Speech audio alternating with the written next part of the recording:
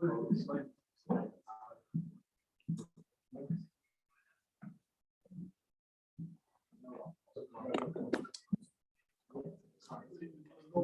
two, three. Keep saying it until.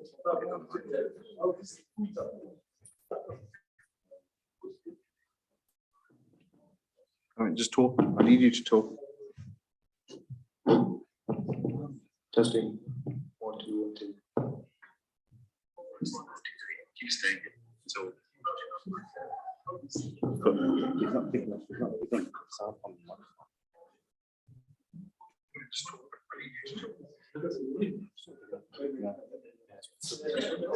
Yeah. That's it. Is there something that use my kid? No, not my phones. Let me just have a look.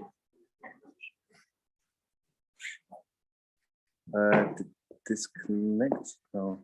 On Zoom, you can say which audio device you want to use. Yeah. Let me mute.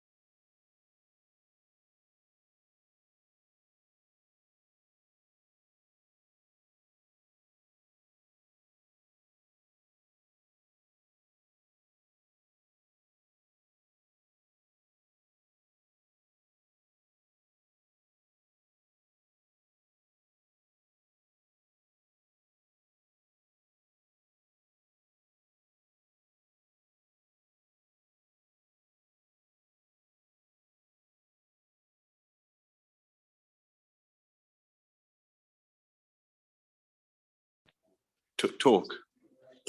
No, testing 1, 2. I'm talking.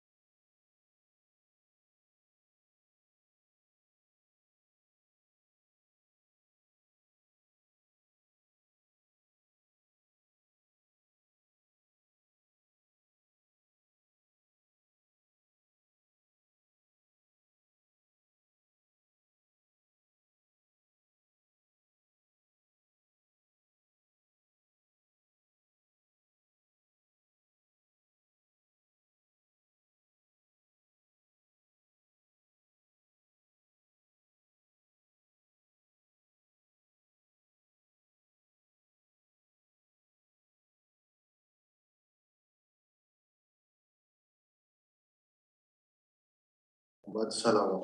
اللهم صل على محمد.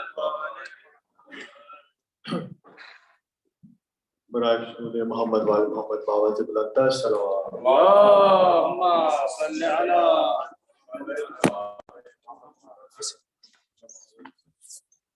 برای تاجیل امام زمانہ بلندتر صلوات.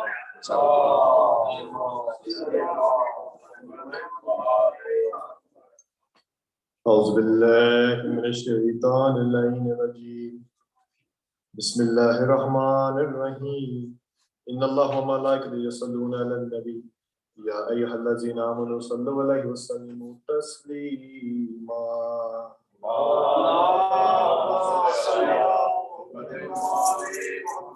بسم الله الرحمن الرحيم. اللهم إني أسألك وأتوجه إليك بنبيك ونبي الرحمة محمد صلى الله عليه وآله.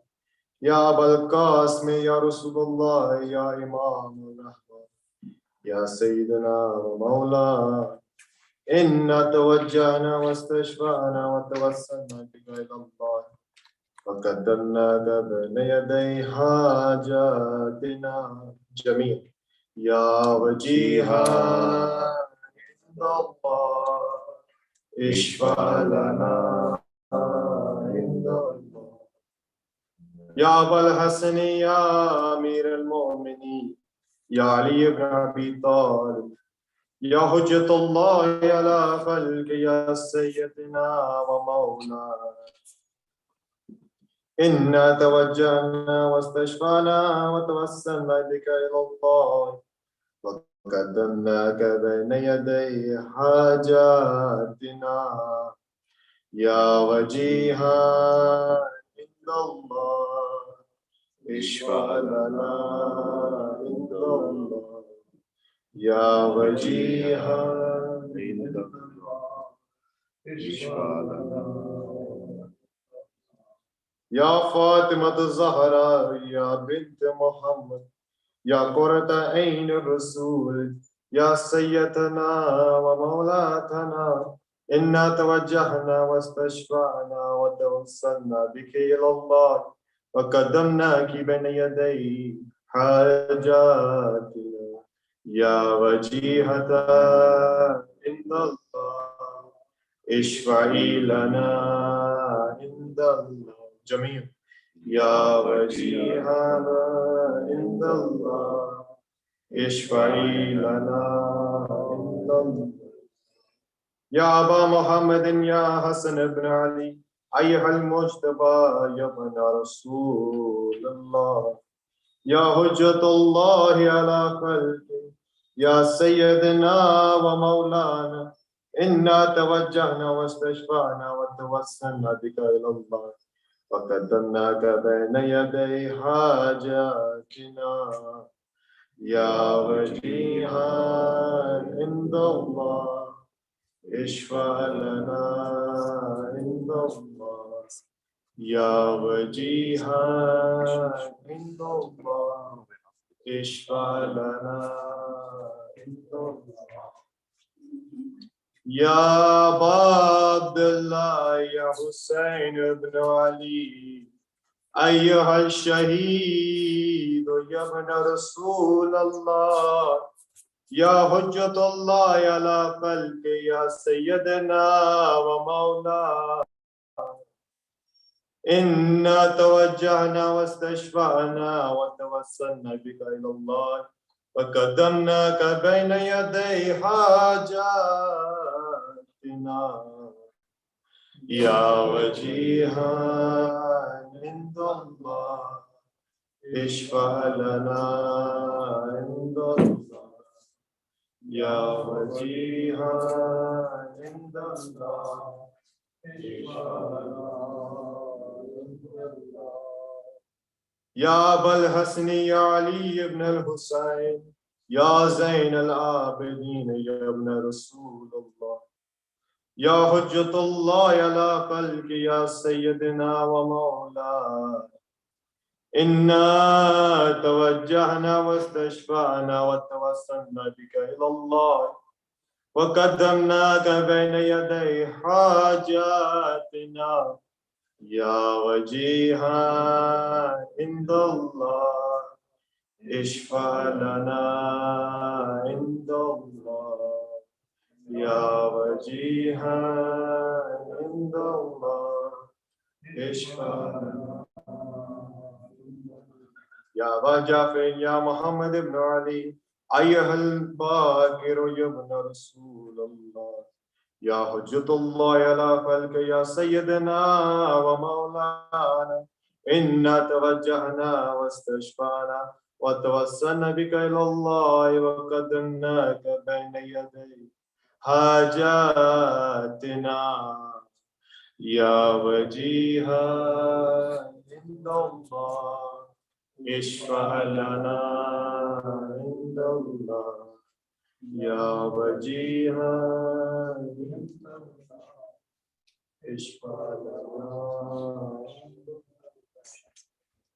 يا أبا عبد الله يا جعفر بن محمد أيها الصادق يا ابن رسول الله يا حجة الله على خلقه يا سيدنا ومولانا إنا توجهنا واستشفعنا وتوسلنا بك إلى الله وقدمناك بين يدي حاجاتنا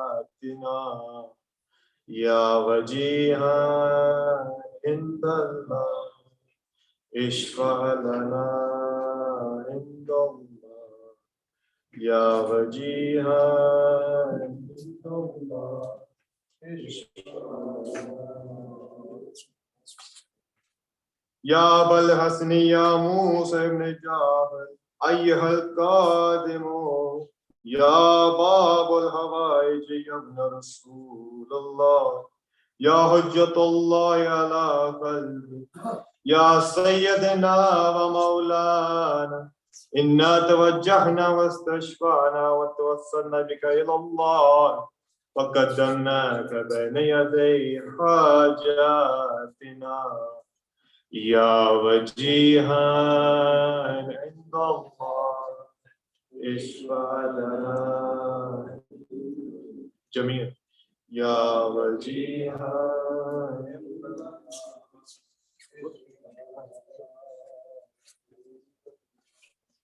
يا أبا الحسن يا ابن موسى أيها الرضا يا ابن رسول الله يا حجة الله على خلق يا سيدنا ومولانا إنا توجهنا واستشفعنا وتوسلنا بك إلى الله وقدمناك بين يدي حاجاتنا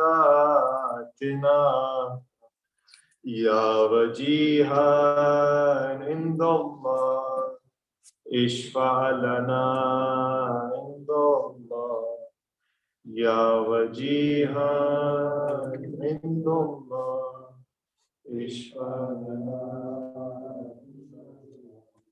يا أبا جعفر يا محمد بن علي أيها التقي الجواد يا باب المراد يا ابن رسول الله يا حجة الله على قلبي يا سيدنا ومولانا إنا توجهنا واستشفعنا وتوسلنا بك إلى الله وقدمناك بين يدي حاجاتنا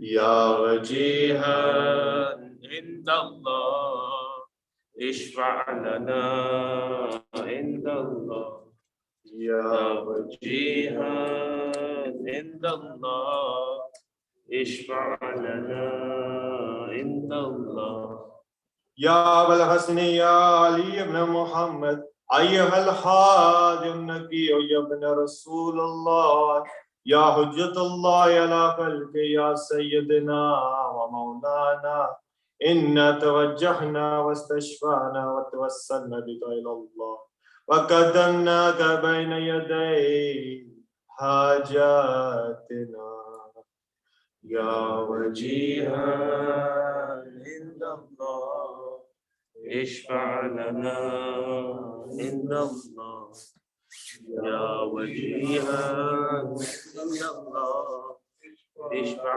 لنا عند الله. يا أبا محمد يا حسن بن علي أيها الزكي العسكري يا ابن رسول الله يا حجة الله على خلقك يا سيدنا ومولانا إنا توجهنا واستشفعنا وتوسلنا بك إلى الله وقدرناك بين يدي حاجاتنا يا وجيها عند الله اشفع لنا عند الله. يا وجيها عند الله اشفع لنا.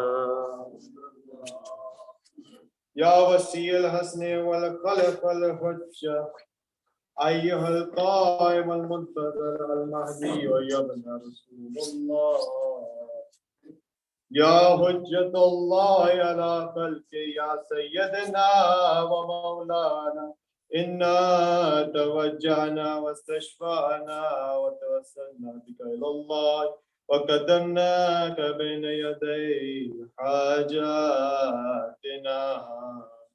يا وجيها عند الله اشفع لنا عند الله. يا وجيها عند الله اشفع لنا عند الله. حاجات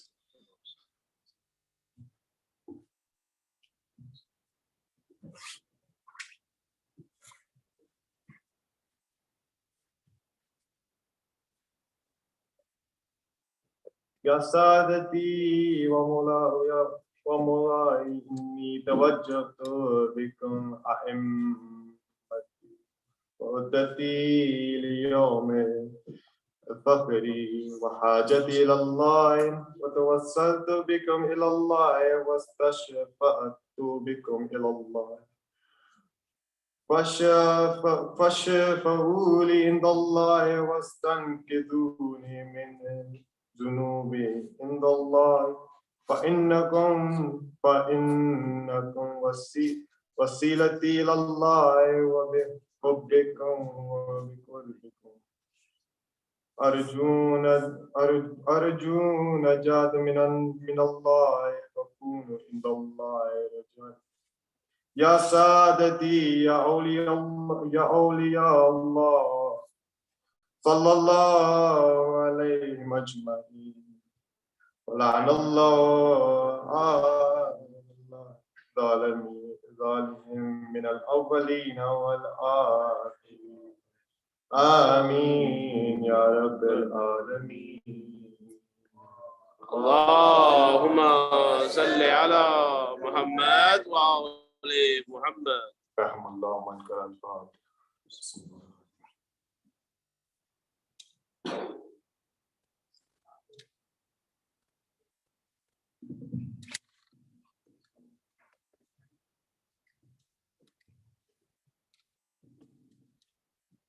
محمد وآل محمد صلوات. اللهم صل على محمد وآل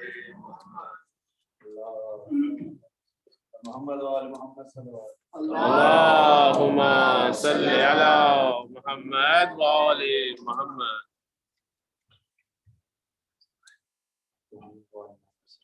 اللهم صل على محمد وآل محمد. Imagine that you're on the 10th of Karbala and the 10th of Muharram in Karbala, and Imam Bibi Sakina Salamullah Alaiha is begging to her father and saying, "Don't stay, don't go to fight." Just imagine that in your head and just listen to Muhammad wa Muhammad sallallahu اللهم صل على محمد وآل.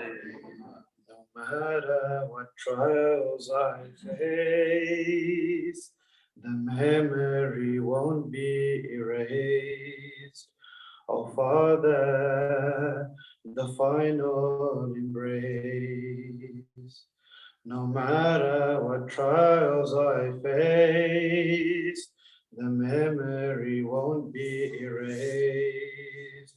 Oh Father, the final embrace. in the desert where you would die. We cried in each other's arms, forever we would be apart. Cause my fate would be the prisons of Sham. We both will be blooded and bruised and buried without a shroud. The only difference is I will have no loved ones around. A dark and secluded jail is my ultimate resting place. Oh Father, the final embrace.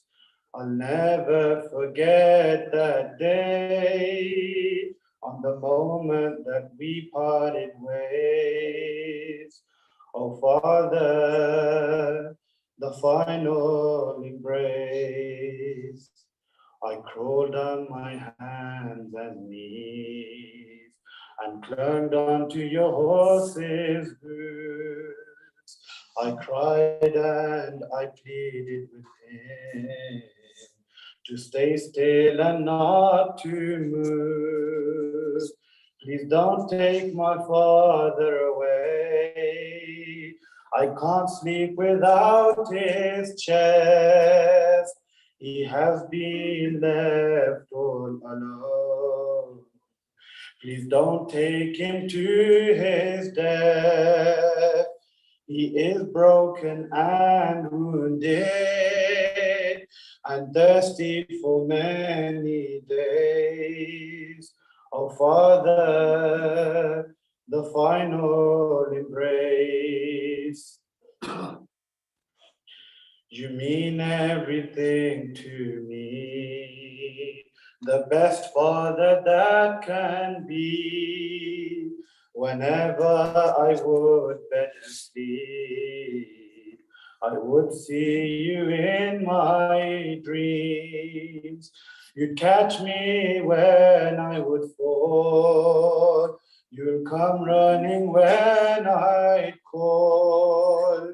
I'll always sleep on your chest. Oh, Father, do you recall? Now watching you, my heart breaks. When I see the tears on your face.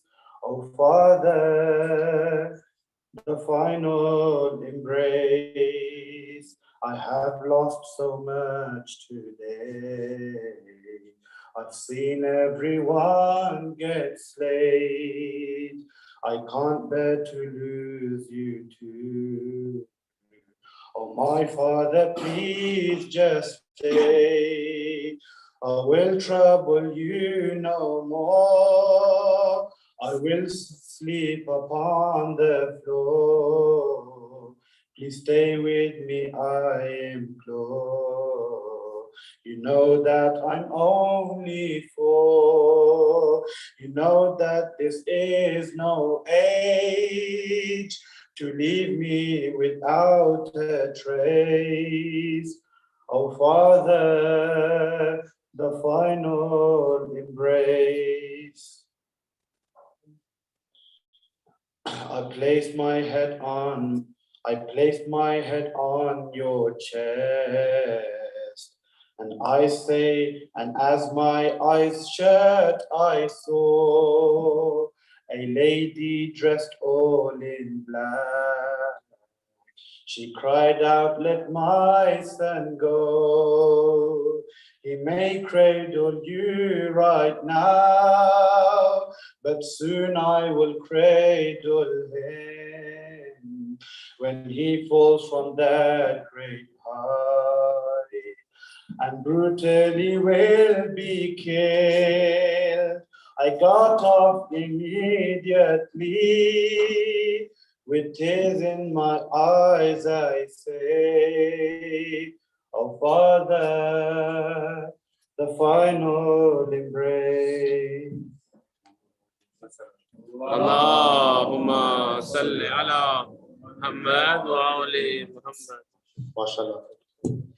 Allah, I'd like to request our English lecture sites. English. Muhammad wa ali Muhammad salawat. Allahumma salli ala Muhammad wa ali Muhammad.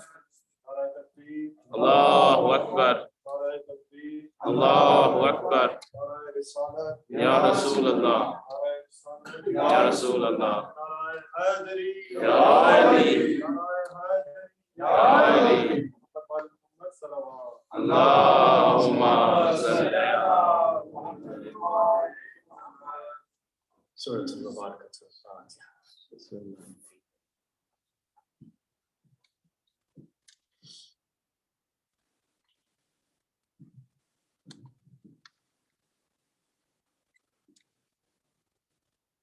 أعوذ بالله من الشيطان اللعين الرجيم بسم الله الرحمن الرحيم الحمد لله رب العالمين الحمد لله الذي هدانا لهذا وما كنا لنهتدي لولا أن هدانا الله لقد جاءت رسول ربنا بالحق الصلاة والسلام على أشرف الأنبياء المرسلين خاتم النبيين سيدنا ونبينا ومولانا أبي القاسم المصطفى محمد اللهم صل على محمد وآل محمد وبآله الطيبين الطاهرين المعصومين المظلومين صل على صاحب الدعوة النبوية والثولة الحيدرية والعصمة الفاطمية والحلم الحسنية والشجاعة الحسينية والصبر السجادية وآثار الباقرية ومآثر الصادقية وعلوم الحاضمية وحجج رضوية وجود التقوية والنقاوة النقوية والهيبة الأسكرية والغيبة الإلهية والقائمة بالحق اللهم صل على محمد وآل محمد اللهم عجل لوليك الفرج رب اشرح لي صدري ويسر لي أمري واحلل عقدة من لساني يفقه قولي أما بعد فقد قال الله تبارك وتعالى في كتاب الكريم ومحكم كتاب المجيد وقوله الحق بسم الله الرحمن الرحيم يا أيها الذين آمنوا أطيعوا الله وأطيعوا الرسول وأولي الأمر منكم اللهم صل على محمد وآل محمد. Many Muslims are perplexed as to the concept of an unseen Imam guiding them. And as such, there are many questions that therefore come in our mind. For example, who is he? Where is he? How does he support the believers? How does he defend the religion? How does he protect those that love him? And thus, how does he discharge the duties that Allah subhanahu wa ta'ala has given him? I'll start off by answering the last question, as I believe it encompasses response to all of the other questions asked in some manner. It has been narrated by Jabir bin Yazid al-Ju'fi, who says that I heard from Jabir bin Abdullah al-Ansari, one of the prominent companions of the Holy Prophet, but also of the latter Imams. And he says that when Allah subhanahu wa ta'ala revealed the fourth chapter number 4, verse number 59, Surah An-Nisa, I was there and I asked the Holy Prophet, I said, oh Rasulullah, Allah subhanahu wa ta'ala states, Ya ayyuhalladhina amanu, O you who believe, Ati'ullah, obey Allah, wa ati'ur Rasul, obey the Holy Prophet, wa ulil amri minkum, and obey those amongst you who have authority amongst you. So Jabir says, Ya Rasulullah, I understand who Allah is, I understand who the Prophet is. However, who are those that possess authority over us? At this point, Rasulullah responds, and this narration is recorded. And he mentions all of the names of the 12 Imams. He says, the ulil amri minkum are those individuals that will succeed me. They are caliphs after me. And he starts mentioning the names. The first of which is Ali bin Abi Talib, then Hassan, then Hussein, then Ali bin Hussein, then Muhammad bin Ali. And at this point he says, oh Jabir, you are going to meet Muhammad bin Ali al-Baqir, and when you do so, you pass my salams and convey my salutation. And then he continues, Ja'far bin Muhammad, Musa bin Ja'far, Ali bin Musa, Muhammad bin Ali, Ali bin Muhammad, then Hassan bin Ali. And then he says, oh Jabir, it will be that individual who will have my name. He will have my kunniyat, he will have my agnomen, but he will be concealed from the public eye. So at this point, Jabir asks, Ya Rasulullah, given that he's going to be in a ghaibat, how will he therefore benefit those that believe? How will he benefit the religion of Islam? The Holy Prophet states that by the one who has made me the Prophet, he will be able to save, protect, and serve the religion of Islam in the same manner that a sun is able to serve its purpose, even though it may be behind the clouds. In a very similar tradition, record in a letter, in a tawqeef that the Imam had sent to Ishaq bin Yaqub through his second deputy, Muhammad bin Uthman bin Sa'id al-Amri. And in his tawqeef, he writes a very similar thing, and he says in his letter that as to the question of how the believers benefit from me, it is the same way that the sun benefits the creation of God while it is behind the clouds. And I am a security for the people, just like the stars are the security of those that inhabit the heavens. And so from these two narrations, we understand that the Imam is very much present. And who can deny that the sun, without which life cannot exist, but in fact thrives, flourishes, and prospers, even though the sun may be behind the cloud. And therefore, we try and understand that although, yes, the Imam is in ghaiba, he is in concealment, and he is away from our public eye, Allah subhanahu wa ta'ala, who made that happen, has also given him ample of ways and capabilities so that he's still able to benefit the religion, so that he's still able to defend the religion. And so the topic that I have chosen for tonight's discussion is titled The Duties of the Imam Towards the Religion, and how the Imam puts it into practice and how he's able to do so whilst he is in the ghaibat. And in another following night, we will discuss our duties towards him and how we can practice active intidar and prepare for his arrival. So that will come a little bit later in the following night. But tonight, we'll be discussing the duties of the Imam and how we protect and defend the religion. And we shall do so in three subcategories. The first subcategory will discuss how the Imam defends the religion, protects the religion. The second category, how he helps the believers, the mu'mineen, those that require his assistance. And thirdly, we'll touch upon, dabble the topic on whether we want to meet the Imam. And we'll do so through the use of narrations and stories and anecdotes. And we'll touch upon these three subtopics very quickly and try and present that analysis through the following traditions and narrations. But before we start the first of the subcategory, please recite aloud salawat. Allahumma salli ala Muhammad wa ali Muhammad. Now, we've discussed that just like the sun can benefit the creation whilst being behind the clouds, we've established that the Imam also has the capabilities of doing the same. Now, Abu Qasim Ja'far bin Muhammad Ulaway, he narrates, and he is the narrator of the following tradition. He says that it was the year 307 AH where the army of Karmata, the Karmatians, attacked the Holy Kaaba and took away the stone, so that the stone, Hajar al-Aswad, the black stone, was away from its original position. Now, we have many traditions, many ahadith that say that one of the functions of the Imam is that no one is able to affix the Hajar al-Aswad back onto the Kaaba except for the Imam. And you need an Imam to do that. So Abu Qasim Ja'far, he states that I knew this tradition. However, I wanted to test this tradition. I wanted to test this theory. So in the year 307 AH, after the Battle of Karmation, after the army of Karmation attacked the Holy Kaaba, many prominent scholars of the time tried and weren't able to affix the black stone onto the Holy Kaaba.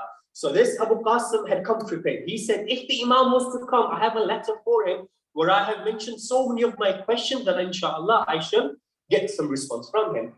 So then he notices a youth of brilliant personality, a brilliant charisma, of illuminating face, comes across, affixes the stone back onto its original place and makes his way. So Abu Qasim Ja'far, he goes behind the youth and he says, look, who are you?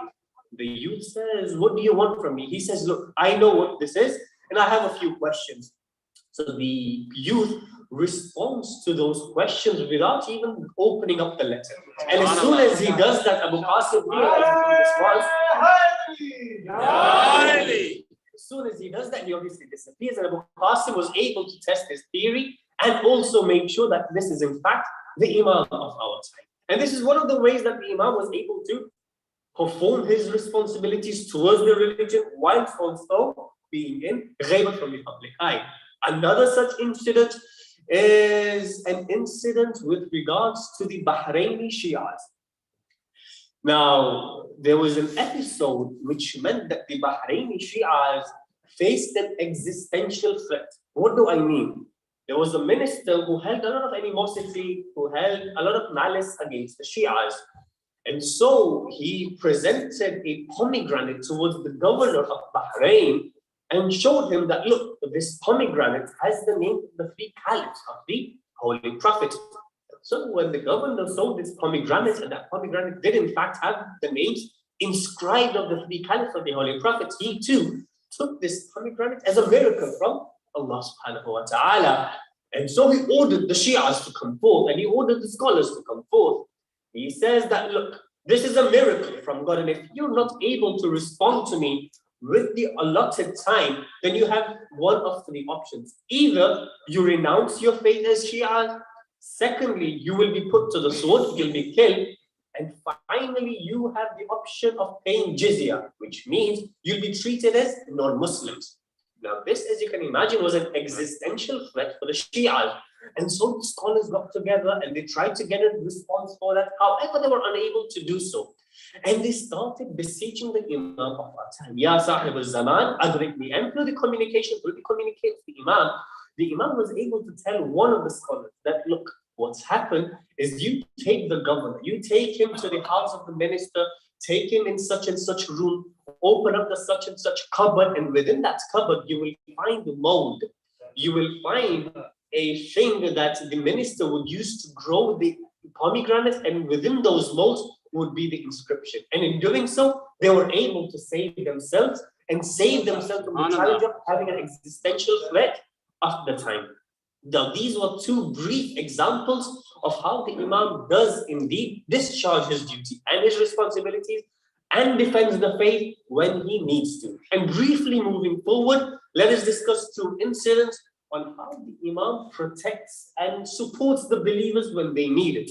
Now, the following narration has been recorded in Bihar al-Anwar of Allama Majlisi, who in turn narrates from his father, Allama Muhammad Taqi Majlisi. Now, the story relates to a pious man by the name of Haji Amir Ishaq Ustrabadi. Yeah, a man from Isfahan. Now, this man was indeed a very pious individual. He had completed 40 Hajj on foot. He was also buried in Karbala. Now, this man, Haji Amir Ishaq Ustrabadi, amongst the people, he was known as an individual who would cover long distances using a very short space of time. In other words, he was famous amongst the people as doing Tahyul Ard. So once, Allama Majlisi's father, Muhammad Taqi Majlisi, he says that Ishaq Ustrabadi happened to be in Isfahan, and so I paid him a courtesy visit. When I met this individual, I asked him, look, a lot of people say that you perform this miracle of Tahyul Ard, or people have associated this with you. What is it? Tell me what it's all about. So Amir Ishaq Ustrabadi, he says that, yes, people do say that, and I have experience doing that. And he says that, look, I've been to Hajj many a times. And in one of those moments, when I was in Hajj, 7 or 8 stations before arriving Mecca, it was a considerable time left.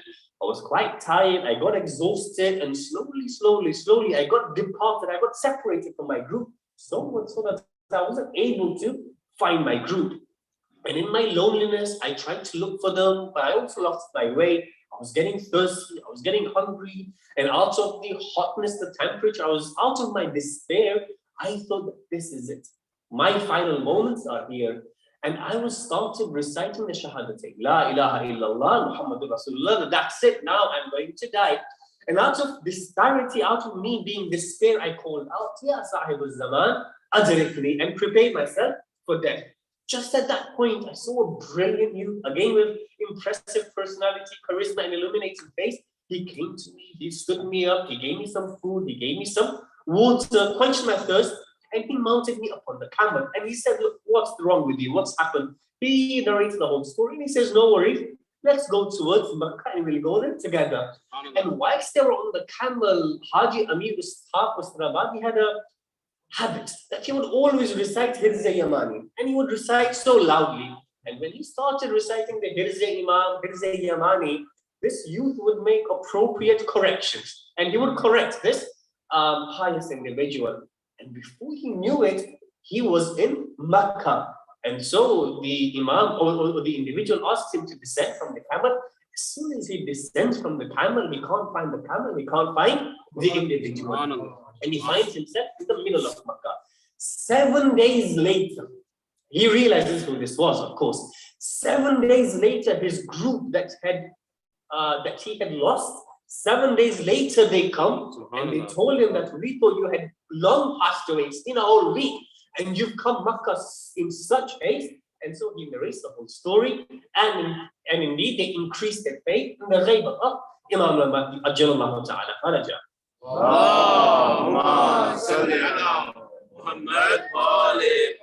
This is another episode, not just the Imam defending the faith, but when the believers need his assistance, the Imam is there and he does protect and aid them and support them.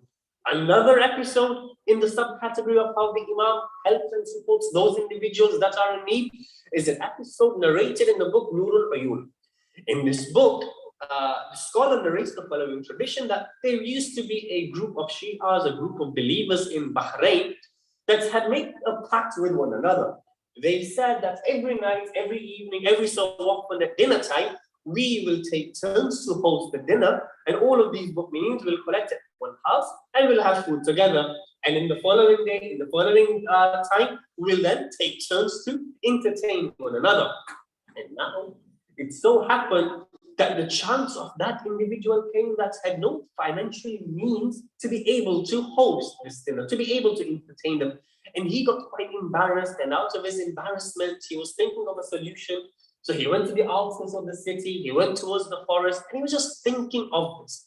At that point, again, a youth comes forward and he says, what's your problem? He says, this is my problem. He says, you know what? There's a merchant in the city of Bahrain. He owes me 12 dinars. Tell him that it's Muhammad bin Hassan and that he owes me 12 dinars. And when you give him my name, he should be able to give you whatever he owes me. That person was, of course, elated. And he goes back to the city, he looks for the merchant, and he says, look, I met with a man by the name of Muhammad bin Hassan, and he says that you owe him 12 dinars, that you are meant to pay him 12 dinars. He says, what? Who told you this? And he narrates the whole incident. So the person asks him, did you owe him 12 dinars? Did he speak the truth? He says, what happened is I made another. And I made another to the Imam of our time, that if so and so happens, I will give 12 dinars towards my Imam. And not many people really knew about this. And the fact that you're coming to me with this news means that my love, my vow has been accepted. And here are these 12 dinars. But as a tabarruk, if I can request half a dinar back, and I should keep it within myself as a blessing. So the other individual was, of course, elated. He goes back and he hosts that dinner for the mu'mineen of Bahrain. And so in the discussion so far, we've agreed and understood on how briefly, of course, that the Imam does indeed act like a sun behind the cloud, and he defends the religion, and he also defends those individuals that need defending and protecting the believers. Now, a question that you and I might ask, salawat ala Muhammad wa ali Muhammad.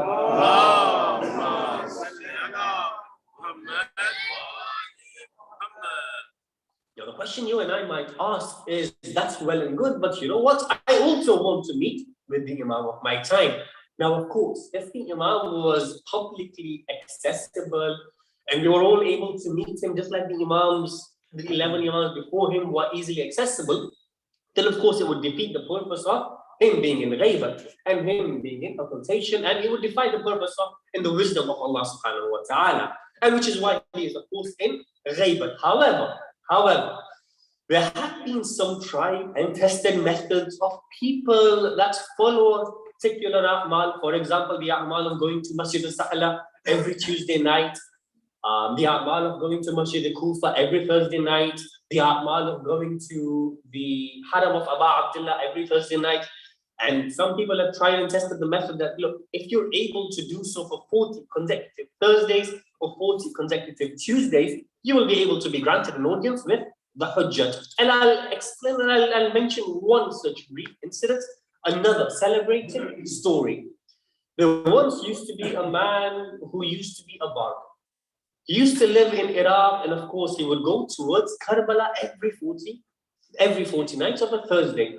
One such Wednesday or one such day, now this individual, this barber, had a very old father. An old father that was completely reliant on him. So for example, this beautiful son, he would prepare his food. He would even make provisions for him to go to the toilet. And he would stand outside in case his father needs any help. He'd make sure he has the water.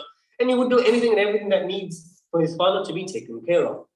However, there would be one night of the week that he would say, you know what, I'm going to go, for example, towards Masjid al-Sahla, and he would do this a'mal of trying to meet with the Imam. And so one such night, he was in a hurry, and so he quickly left, and he wasn't able to do all of the things that he usually does for his father. And whilst he was going towards Masjid al-Sahla, he saw an individual coming on a horse, coming very quickly. And in a local dialect, he asks him, where are you going? He says, I'm going to Masjid al-Sahla. And in his head, he's thinking, this guy is surely going to loot. He's going to plunder whatever I have. So the person again says in a very stern voice, give me something to eat. So he says, I don't have anything to eat. He says, no, check your so-and-so pocket. He checks his pocket and he realizes that, well, in fact, I do have some raisins that I had purchased earlier in the day, but never really got a chance to give to my son. So that individual says, I command you to serve your father. I command you to serve your father. I command you to serve your father. And he disappeared. And again, he realized that I have been spending so many nights going towards Masjid al-Sahla, but what makes my Imam happiest the most is me serving my father. And these are some of the examples that we have narrated in our books, in our traditions, in our records, that the Imam does go and meet for those that really sincerely wish to meet him. Now, question. These a'mals are, of course, very easy for those individuals that live in the vicinity of Masjid al-Sahla, that live in the vicinity of Masjid al-Kufa, that live within the vicinity of the Haram of Imam Hussain.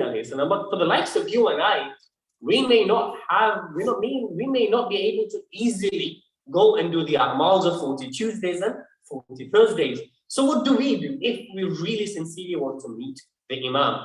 So the Imam has also left this door open. Let me give you another story, another incident. Once there was a student of knowledge. He was studying in Hausa, and again, he had some difficulties that he wanted to discuss with the Imam. And so he started with the act of going to the Haram of Imam Hussain alayhi salam and trying to meet the Imam.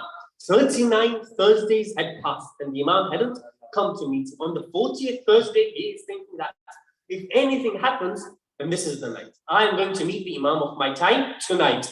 He goes to the Haram of Imam Hussain alayhi salam. He spends the whole night in worship and ibadah and servitude of Allah subhanahu wa ta'ala. He's not able to have that audience with the Imam. So he becomes very sad, he becomes very disappointed, and he returns back home. And in this state of disappointment, the following day, Jum'ah, Friday, he goes and sits at the shop of a greengrocer. And he does so every week. And he's very sad, he's despondent, he's disappointed. So the shop of the greengrocer says, no, a person sitting next to him in the greengrocer, he says that, why are you so sad? He's like, look, this is what I've heard from my scholars, that if I was to go visit the Haram of Imam Hussain, 40 Thursday, do my ibadat, I would have an audience with the Imam of my time, but I've spent 40 days, it's nearly a year, 9 months, and I still haven't been granted with the audience of the Hujjat. So that person next to him says, why did you take so much troubles to meet your Imam? Look at this greengrocer. I come and visit him every day, every week. And saying that, he disappears. The person was in awe. He was gobsmacked. He was in shock. And he looks at the greengrocer as to what had just happened. And the greengrocer accepts. He's like, yes, the Imam comes and he visits me every week. He says, well, what is it that you do? What a'mal is it that you perform? Tell me so that I can also perform these a'mals. The greengrocer says that I don't have to go towards the Haram of Haram things every Thursday night. There isn't anything that I do, anything that's quite special. What is it that you do then? He said that all I do is I take care of my wajibat and I take care of anything that is haram. Do what I have to and don't what I don't. And because of this, the Imam himself makes an audience with such an individual. Subhanallah. Salawat ala Muhammad wa ali Muhammad.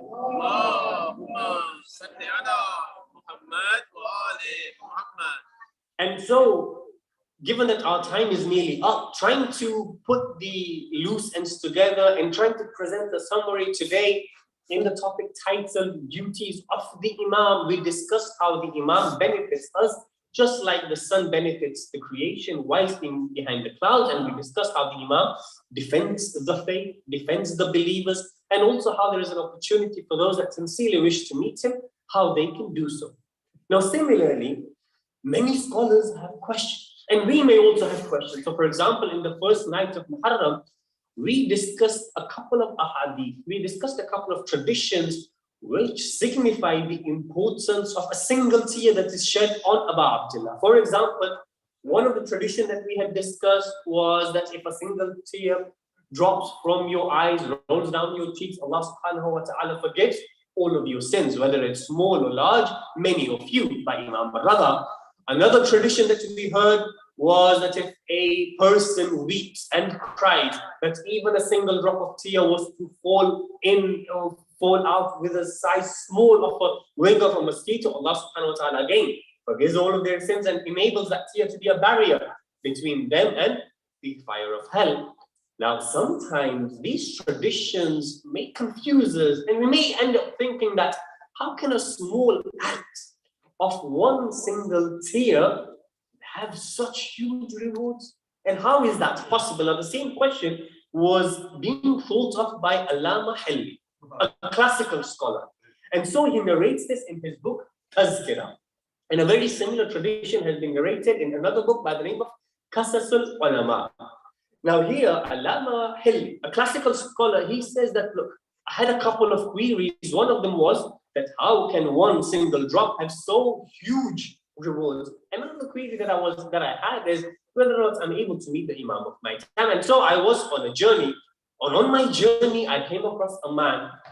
And this man was very eloquent. And I started having a conversation with him. At first, I thought that what will this Bedouin Arab know, the complexities that are playing in my mind. However, as soon as I started having a conversation with him, I realized that he was able to give me a lot of my responses, and I'd ask him this question and he'd give me answers in avenues that I hadn't even thought of, I hadn't even crossed my mind. And one of the questions that I asked him, he responded, and he said that this response you'll get in the Tahzib of Shaykh Tusi. And he says, no, I checked the Tahzib of Shaykh Tusi, this tradition is not recorded there. He says, no, go in this page, gave me the references, and I said, fine, very well. So then I said, you know what, given that he's giving me some responses, I told him, look, I have two more questions, if you can help me. The first of which is whether or not I can see the Imam of my time. And the second question is that how can small acts of worship, for example, shedding a single tear for Abu Abdullah, can have such huge rewards from Allah subhanahu wa ta'ala. So the individual says, let me respond to your second question. He says, very well. He says, imagine there is an empire, a huge empire, and the ruler of that empire is an emperor which wields a lot of power. And through one of his days, he goes out hunting. And whilst he is hunting, he gets separated from his entourage, his army. So in the wilderness of the forest, in the wilderness of his jungle, there is no one else. He is tired, he is thirsty, he is hungry. And out of his disparity and out of him being despair and his loneliness, he comes across a small hut. And in that hut is an old lady. Now imagine that emperor was in the verge of death. He had no one. He was lonely. He was thirsty. He was hungry. And the only soul living in that jungle was a old lady. So the emperor goes to this old lady and he says, look, this is what my predicament is. So the entire empire, so the entire wealth of that old lady was a simple sheep, a simple lamb. So the old lady, out of her kindness, milks the sheep, milks the goat or the animal that she had and presents it to the emperor. So the emperor quenches his thirst, but the emperor is still extremely hungry. So out of her charity, out of her kindness and mercifulness, the lady also slaughters the animal and prepares some kebabs for the emperor. So now the emperor is satiated. He is now fulfilled with his hunger. Now imagine a few days later, that lady, that old wizened lady was to come at the court of the emperor seeking a reward. What would be the just reward that the emperor could give to that lady? Now, if the emperor gives the goat as a return, that's not just. The lady had given everything that she had for the cause of the emperor. So until and unless the emperor gives his entire emperor to the lady, anything less would not be just. Similarly, Aba Abdullah, Imam Hussain alayhi salam, gave everything that he had for Allah subhanahu wa ta'ala, his wealth, his family, his companions, and a just God would not settle with anything less rather than giving him authority over his entire kingdom. So never look at the single tear that is being dropped for the sake of Aba Abdullah al-Hussain, but rather look at the sacrifice and look at the authority that Allah subhanahu wa ta'ala has given Aba Abdullah over his entire empire. And as soon as he said that, some of the traditions say that, narrations say that, Allama Majlisi had a stick that's dropped. So the individual picks up the stick and he says, as for your second question, your Imam is giving you this stick. And as soon as he realized that this was the Imam, he tried to kiss the feet of the Imam and he realized there was no horse, there was no man. Subhanallah. And when he goes back home, looking at the Tahzeeb of Shaykh Tusi, in the page reference that the Imam had said, he finds the exact same response and the narration that the Imam had asked him to do. So, salawat ala Muhammad wa ali Muhammad.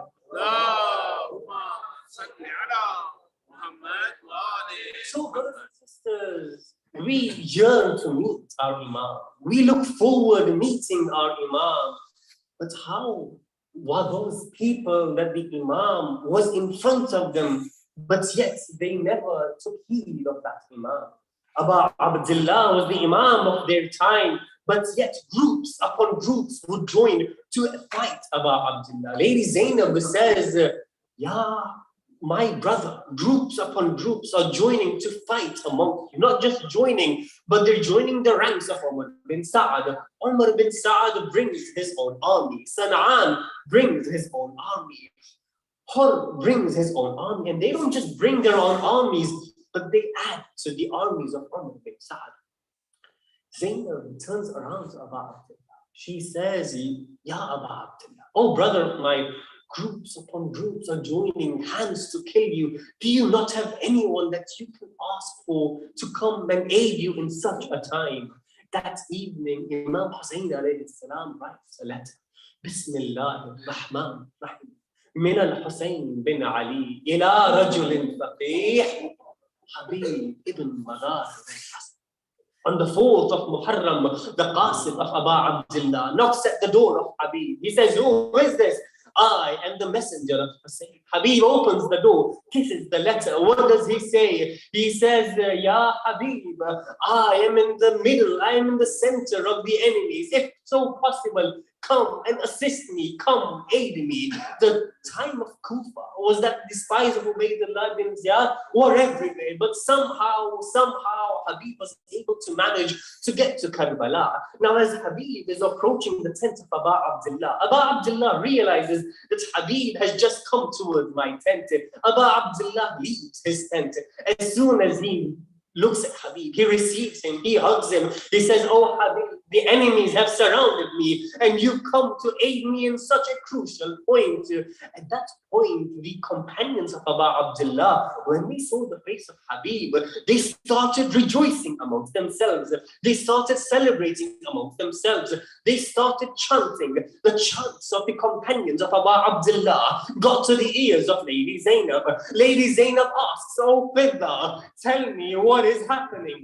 Fidda says, "Habib has come around around. She says, go to Habib and pass my salutations to Habib. Fidda goes to Habib.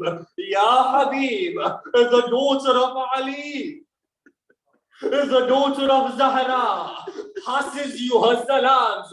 As soon as Habib heard that, he falls onto the ground. He takes the sand of Karbala, puts it on top of his head. Wa musibata! What a day has come that the granddaughter of Rasulullah, the daughter of Zahra, sends the salams to Habib. Allahu Akbar. Brothers and sisters, it was the day of Ashura. The companions, one by one, go. Abdullah bin Sa'id al-Thamami, a companion by the name of Abdullah, he says, Abu Thamama, a companion by the name of Abu Thamama, he says, Ya Aba Abdullah, we have come to a point where it is the time of Dhuhr. Do not worry, for as long as the companions are alive, we will not let anything happen to you and your family. But Ya Aba Abdullah, as it's the time of Dhuhr, I wish to pray behind you. Imam says, O companion of mine, you've remembered Salat at such a crucial time. May Allah raise you with the worshippers. May Allah raise you with the pious individuals. Go towards the enemies and ask them for some time so that we're able to offer prayers. When he asked for that, Hasim bin Tamim, a commander of the enemy, he said, what do you mean you want to pray namaz? Your namaz is neither accepted by Allah subhanahu wa ta'ala, nor is there a need for you to pray. Habib got annoyed. He got disappointed. Oh Hasim, what do you mean? You mean to say that your salat is accepted, but the salat of the son of Rasulullah is not accepted. He takes permission. He goes and fights towards the enemies. He strikes Hasim bin Namim. Hasim falls down, but he doesn't die. Before Habib is able to finish him off, the companions come and take Hasim away. Habib fights. He recites his rajas. My name is Habib, the son of Mazahib, the ferocious warrior. He killed 62 of the enemies. One enemy comes, striking the head of Habib. Habib falls onto the ground. Another one comes, thrusts a spear onto the chest of Habib. Habib is no longer able to get up. Another companion comes. He strikes the head of Habib. Another one comes. Hasim bin Tamim comes. He strikes the head. He strikes the neck of Habib. Allahu Akbar. Aba Abdullah comes. He says, Oh Habib, what have the enemies done to you? But Allahu Akbar, brothers and sisters, allow me to narrate the following. You see, the death of Habib was a huge celebration for the enemies. It was a huge victory for the enemies.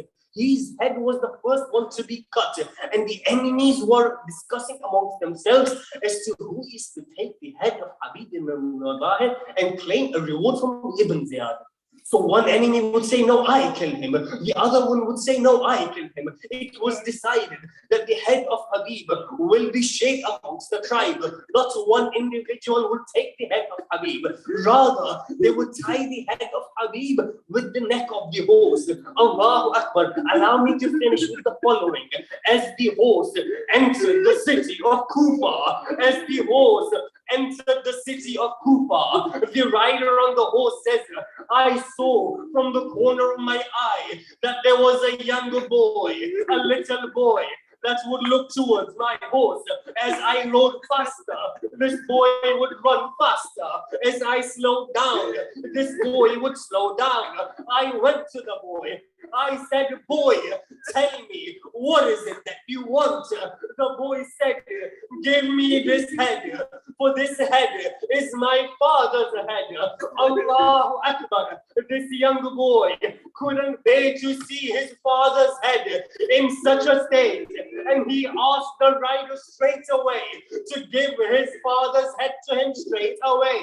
May my life, may my soul be sacrificed for Sajjad, who from Karbala to Kufa and from Kufa to Sham would see the head of his father being paraded from one city to the next.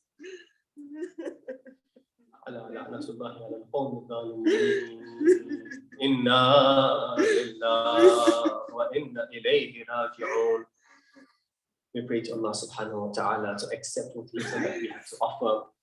We pray to Allah subhanahu wa ta'ala to instill in us في معرفة بحجة, as it is meant to be instilled, and finally we pray to Allah subhanahu wa ta'ala to hasten the reappearance of the 12th Hujjah, and when he does come, so that we are also part of his ashab and his ansar. Salawat ala Muhammad wa ali Muhammad. Allahumma salli ala Muhammad wa ali Muhammad.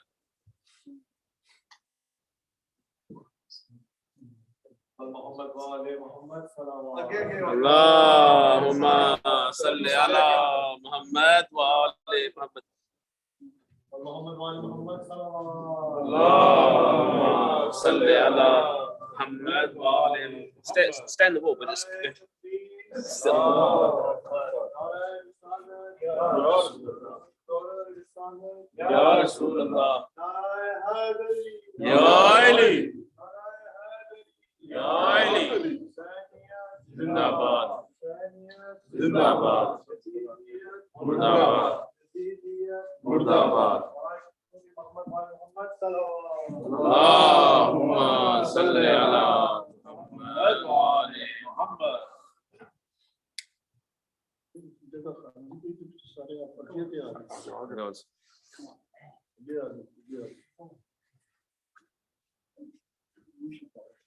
There's an empty wall down there. Someone wants an empty wall over there. Allahumma salli ala Muhammad wa ali Muhammad.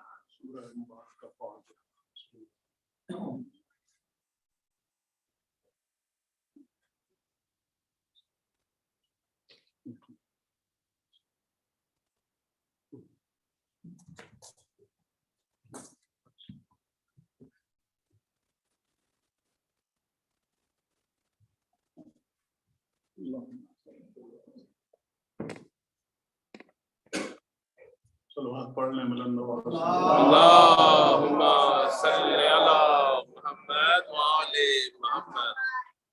أعوذ بالله السميع العليم من الشيطان الرجيم. بسم الله الرحمن الرحيم.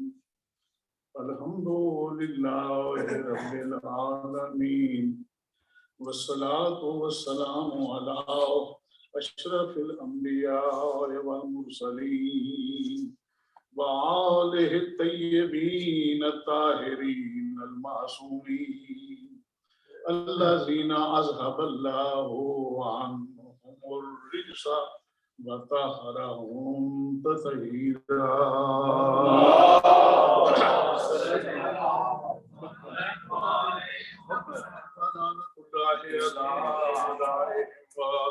حقوقهم ومنكر فضائلهم من يوم عداوتهم إلى يوم الدين.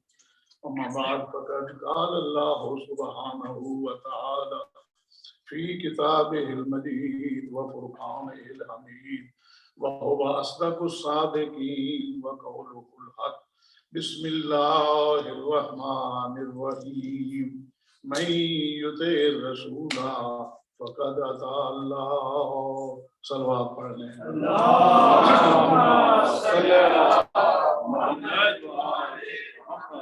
سب سے پہلے میں یہ دعا کرتا ہوں اللہ کے کائنات کے محمد و آل محمد آپ حضرات کی اس محنت کو بارگاہ معصومین میں اجر جزیل کے ساتھ قبول فرمائے.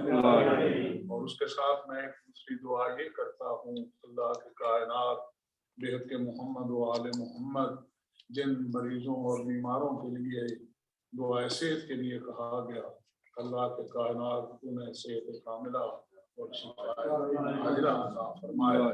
چودھری ولی محمد کی والدہ بہت کے محمد و آل محمد ہمارے ڈاکٹر کے پاس حسین صاحب حیدری صاحب اور جو کسی طرح مومنات میں سے جو ایج کے حساب سے یا اپنی وہ جو صحت کا تقاضا ہے اس کے حساب سے مجلس میں شرکت نہیں فرما رہی تو جو اس وقت دستیاب ہے صورت وہ اپنے گھر میں بیٹھ کے مجلس سن رہی ہیں سماعت کر رہی ہیں اور اس طرح وہ ہمارے ساتھ عزاداری میں شریک اور شامل ہے.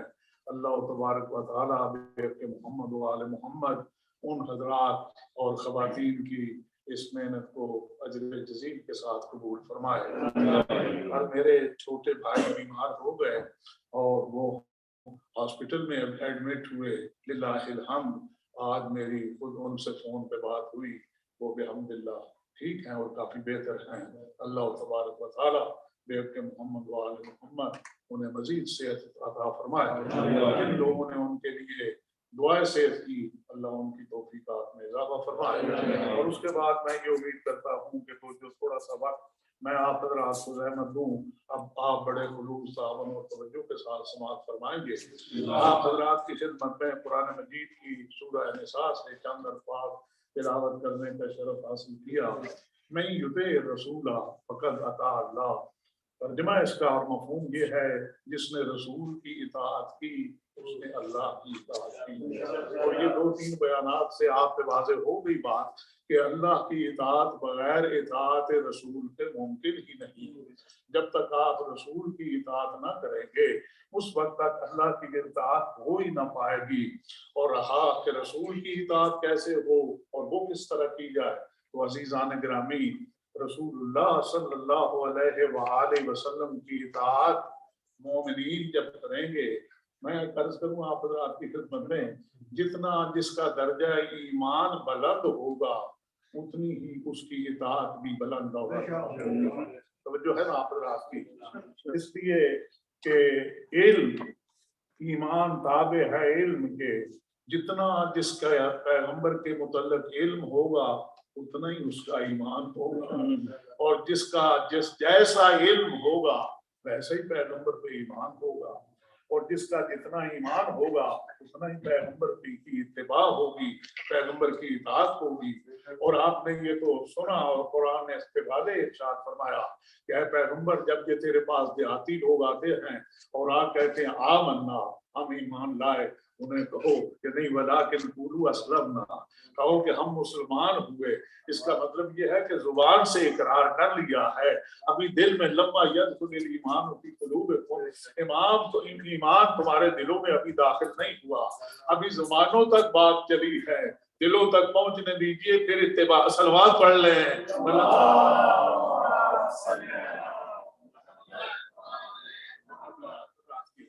अब पैगंबर के मुतल्लिक इल्म, जाहिर है हम 1400 साल बाद में पैदा हुए, तो जो है ना आप जो भाई एक भाई से एक साल छोटा होता है उसे उस भाई की सारी धौंस सहना पड़ती है, बर्दाश्त करना पड़ती है, उसका रोब बर्दाश्त करना पड़ता है।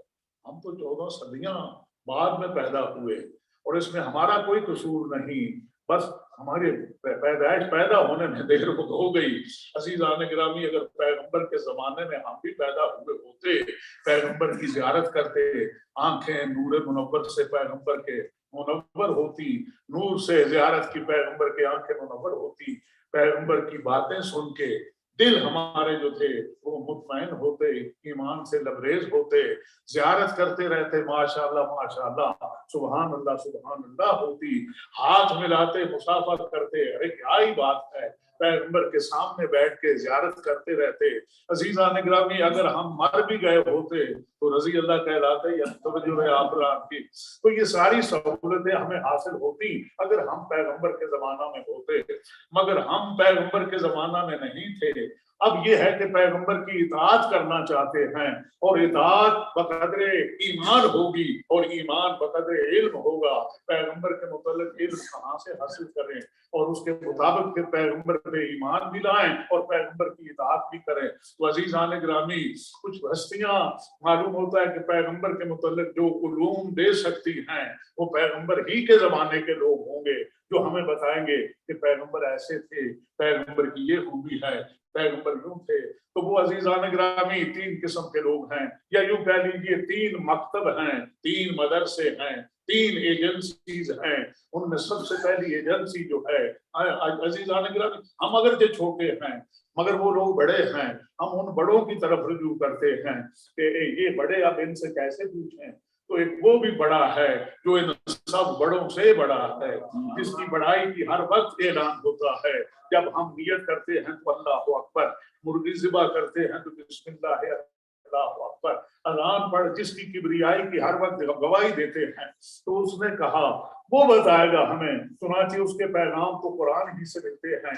जब हमने कुरान की तरफ रुजू किया तो कुरान ने हमें बताया कि पैगंबर के मुतल्लिक अगर तुम्हें उलूम चाहिए हैं तो वो 3 किस्म के लोग हैं जो तुम्हें देंगे। एक तो खुद पैगंबर की अपनी बीवियां हैं, उनसे पूछिए कि पैगंबर पे ईमान कैसे लाएं और पैगंबर की इताअत कैसे करें।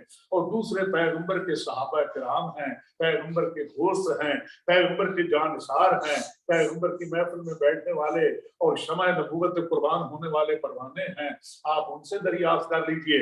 और फिर तीसरे खुद पैगंबर के अपने अहले बैत हैं, पैगंबर के अपने घर वाले हैं। तो अजीज़ान गिरामी, आप मेरे साथ आइएगा, मैं बिल्कुल इख्तिसार से चंद चीजें आप तक पहुंचा के आपसे इल्तिमास से दुआ करूंगा। एक मरतबा सलवात पढ़ ले बुलंद आवाज से। जो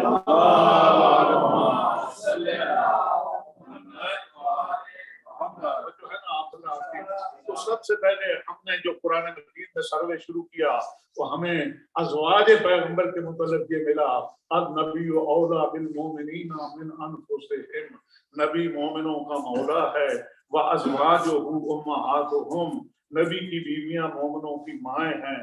मेरे दोस्तों, जैसे ही कुरान ने हमें ये बताया कि नबी की बीवियां मोमिनों की माएँ हैं, हम तो बड़े मुतमईन हो गए। माँ से बड़ा कोई रिश्ता नहीं। माँ अपने बच्चे से धोखा ना करेगी, माँ अपने बच्चे को ठीक ठीक तरबियत करेगी, माँ अपने बच्चे के लिए हर कुर्बानी करेगी, माँ बच्चे को ठीक ठीक तालीमात देगी। अजीज़ान गिरामी, अब जब हमें ये यकीन हो गया कि माँओं से हम जाके दरियाफ्त करते हैं, एक दूसरी आयत पढ़ी और उसमें ये मिला हमें, या निसा नबी, ऐ नबी की बीवियों, लस्तुन्ना कअहदिम मिनन निसा, मेरे साथ आइएगा, ऐ नबी की बीवियों तुम आम औरतों जैसी नहीं हो, समझो, तुम आम औरतों जैसी नहीं हो। अजीज़ान गिरामी, ये कौन बीवियां हैं? ये वो बीवियां हैं, चाहे वो हई इब्न अख्तब की बेटी हो, चाहे वो उमर इब्न खत्ताब की बेटी हो, चाहे वो अबू बकर की बेटी हो, चाहे वो अबू सुफियान की बेटी हो, चाहे वो कैसों की बेटियां हो, मगर जब पैगंबर के अक़द में आ गई हैं, अब मोमिनों की माएँ हो गई हैं। लस्तुन्ना कअहदिम मिनन निसा, तुम आम औरतों जैसी नहीं हो। छोड़िए पिछलों को, अब आप पैगंबर के अक़द में आ गई हैं, अब तुम आम औरतों जैसी नहीं। ये घर जाके सोचिएगा, जब वो औरतें अक़दे पैगंबर में आके आम औरतों जैसी नहीं है, उनका शौहर आम मर्दों जैसा कैसे हो सकता?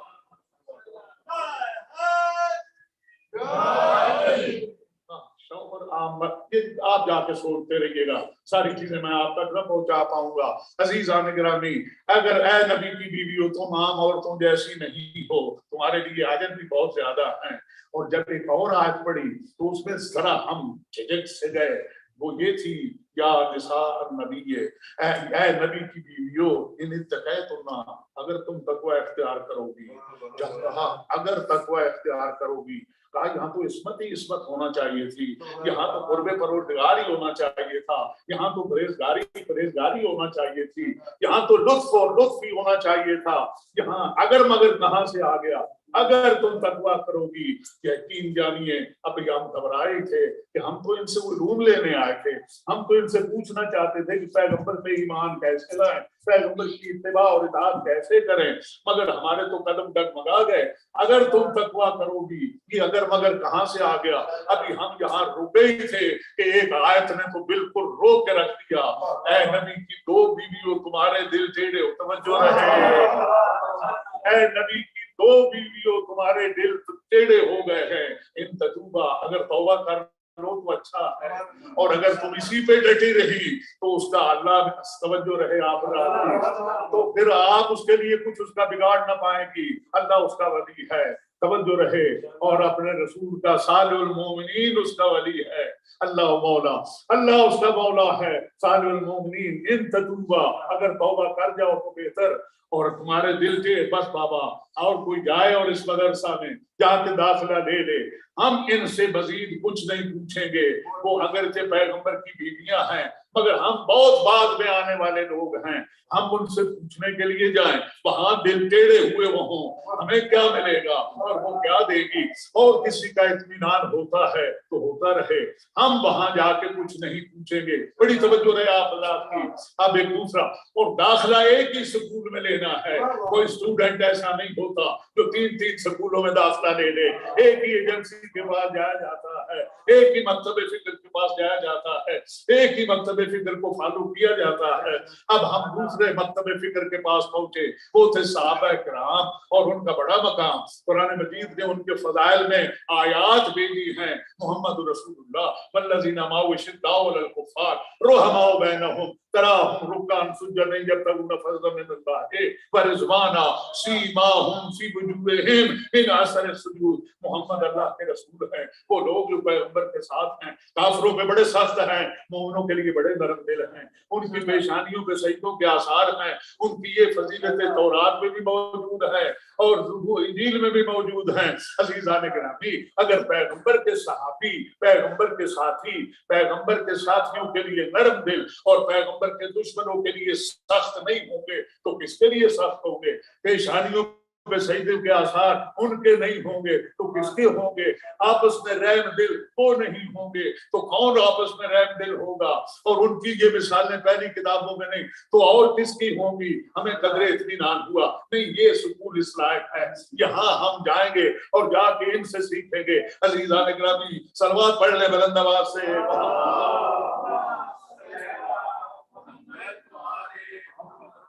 और आगे बढ़े, पता चला कि पैगंबर सल्लल्लाहु अलैहि वसल्लम के साथी वो तो बढ़ बढ़ के आगे बढ़ बढ़ के हुजूर की इस्तकबाल कर रहे हैं।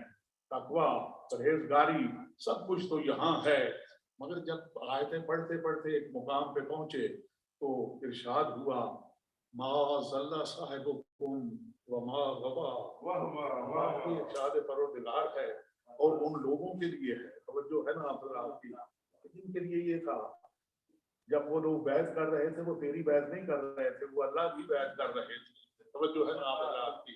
और उनके शान में कसीदे थे, मगर जैसे ये आयत पड़ी, माज़ल्ला साहिबुकुम व मा गवा, यानी कुछ तो वो हैं जो अशिद्दाउ अलल कुफ़ार हैं, कुछ वो हैं जो रुहमाउ बैनहुम हैं, कुछ वो हैं जो तराहुम रुक्कान सुज्जदन, रुकू और सुजूद में उन्हें देखेगा, मगर कुछ इनमें से ऐसे भी हैं जो पैगंबर को गुमराह भी समझ रहे हैं, पैगंबर को भूला भटका भी समझ रहे हैं। या अल्लाह, ये क्या मामला है?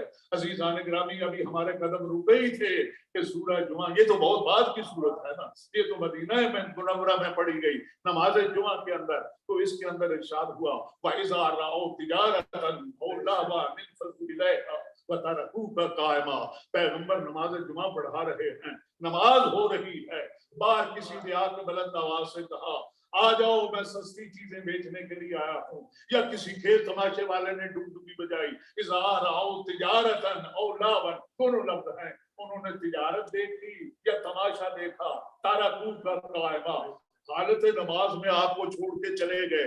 अज़ीज़ान गिरामी, इसका मतलब ये है कि कुछ लोग तो वो हैं जो रुहमाउ बैनहुम हैं, तराहुम रुक्कान सुज्जदैन हैं, और कुछ वो हैं जिनकी तौरात व इंजील में मिसालें मौजूद हैं, कुछ सिर्फ वो हैं जो पैगंबर को गुमराह और भूला हुआ समझ रहे हैं, मगर कुछ ऐसे भी हैं जो हालत नमाज में पैगंबर को मस्जिद नबवी के अंदर मदनी जिंदगी में खड़ा छोड़ के चले जा रहे हैं, और कुरान इसमें मोर समझ कर रहा है, तरकू का कायमा, आप खड़े थे, वो लोग जा चुके थे। अब आप मुझे बताएं, जो लोग पार दीवार के पास, दीवार से पार एक आदमी की आवाज सुनते हैं कि मैं तमाशा लेके आया हूँ, या आवाज सुनते हैं मैं सस्ता सौदा लेके आया हूँ, वो नमाज छोड़ के चले जाते हैं।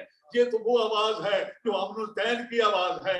भला ये मैं नमाज छोड़ के चले जाते हैं मैदान जंग में, जहां तलवारों की झनकार हो, नेज़ों की झनकार हो, तीरों की बरसात हो, जो नमाज में छोड़ के चले जाते मैदान में कहां ठहरते हो? सलवात पढ़ लें बुलंद आवाज से। भाई आप किसी और का इत्मीनान हो, ये कोई जिद की बात नहीं, इख्तियार है आपको, ये जिद की बात नहीं, अब एक तीसरा मतलब मैं आपके खिदमत में अर्ज करता हूँ, और तीसरा मदरसा वो है अहले बैत का। अब उनके लिए जब हमने कुरान पढ़ना शुरू किया, पहली आयत जो मिली वो ये थी, इन्नमा युरीदुल्लाहु लियुज़हिबा अन्कुमुर रिज्सा अहलल बैत व युत्ताहिरकुम तत्हीरा। तर्जुमा रसूल, अल्लाह ने ये इरादा फरमा लिया है कि कोई कमी ऐसी ना हो मगर ये है कि आपसे दूर रखी जाए। ले युज़हिबा अन्कुमुर रिज्सा, रिज्स को, कमी को, कोताही को, नजासत को, शिर्क को, हसद को, जो है ना आपसे कोई भी कमी ऐसी ना हो मगर ये है कि हर नक्स वाली है, हर कमी को आपसे दूर रखा जाए। वयुत्ताहिरकुम तत्हीरा, और कोई खूबी ऐसी ना हो, कोई फजीलत ऐसी ना हो जो आपको अता न की जाए, यानी फजीलतें सब की सब आपको अता की जाएं और नक्स आपसे दूर किए जाएं। पहली आयतें तो उनके लिए भी बड़ी अच्छी मिली थी, इनके लिए भी थोड़ा और आगे बढ़िए अजीजा निगरानी। जब हम और आगे बढ़े तो दूसरी हमें आयत ये मिली, मिनन्नास मन यशरी नफ्सहु इब्तिगा मर्ज़ातिल्लाह वल्लाहु रऊफ़ुम बिल इबाद। लोगों में से यही तो हैं जो जान देते हैं मर्जियां, लोगों में से यही हैं जो जान देते हैं और मर्जियां देते हैं, और लोगों में से यही है, अभी वो आयत पढ़ रहे थे, अतीउल्लाह व अतीउर रसूल व उलिल अम्र मिनकुम, यही है जिनकी इताअत अल्लाह की इताअत है, जिनकी इताअत रसूल की इताअत है और जिन्हें उलिल अम्र बना के भेजा गया है। और यही है जब अन्नमा वलियुकुमुल्लाह व रसूलुहु वल्लज़ीना आमनुल्लज़ीना युकीमूनस सलाता व यूतूनज़ ज़काता व हुम राकिऊन। विलायत बहुत बड़ा मर्तबा है, और अल्लाह ने जब तकसीम किया सबसे पहले अपना हिस्सा रिजर्व कर लिया। इन्नमा वलियुकुमुल्लाह, सबसे पहले मैं खुद वली हूँ, व रसूलुहु, उसका रसूल वली है, वल्लज़ीना आमनुल्लज़ीना, और फिर वो वली है जो ईमान पे, कुल्ले ईमान पे दर्जे पे फाइज हैं, युकीमूनस सलाता, नमाज कायम करते हैं, व यूतूनज़ ज़काता, और ज़कात देते हैं, इस हाल में कि वो रकू कर रहे, तवज्जो है,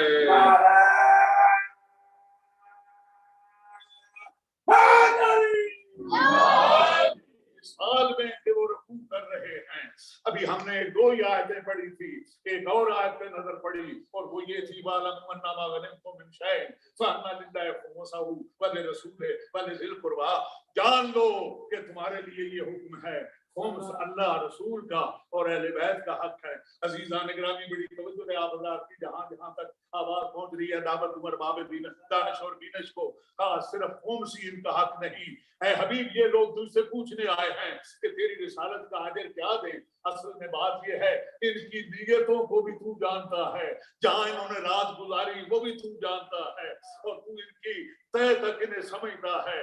मगर मैं ये चाहता हूँ कि जिस चीज से ये जान छुड़वाना चाहते हैं, इन्हें हमेशा हमेशा के लिए बता दिया जाए, ऐ रसूल कुल ला अस्अलुकुम अलैहि अजरन इल्लल मवद्दता फिल कुर्बा। मेरे दीन ही नहीं, आदम से लेके मेरी जात तक 1.25 लाख नबियों के दीन की मेहनत और मजदूरी ये है, मेरे कराबतदारों से मोहब्बत करो।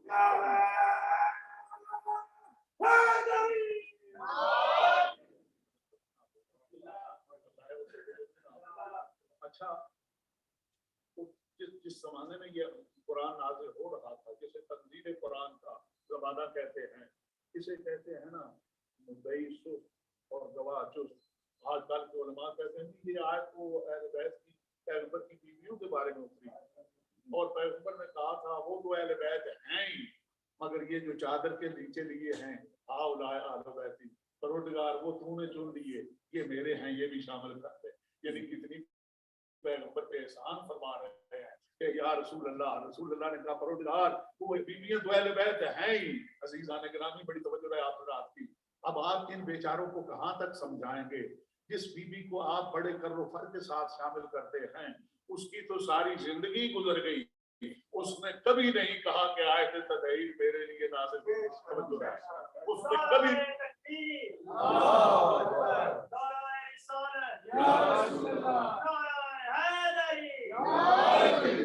जो है ना अब्दुल्लाह की, अल्लामा इंताकी कहते हैं, अगर उन्हें जरा भी शुबा होता तो तो वो जिंदा मुर्दों की कब्रों पे भी जाके कहती कि देखो आयत ततहीर मेरे हक में उतरी है, और अगर इसका सबूत चाहते हो, अगर आयत ततहीर में उस बीबी का राय के बराबर भी हिस्सा होता, जंगे जमल में ऊंट की पेशानी पे आयत ततहीर ही लिखी। सरवात पढ़ ले हैं बुलंद आवाज से,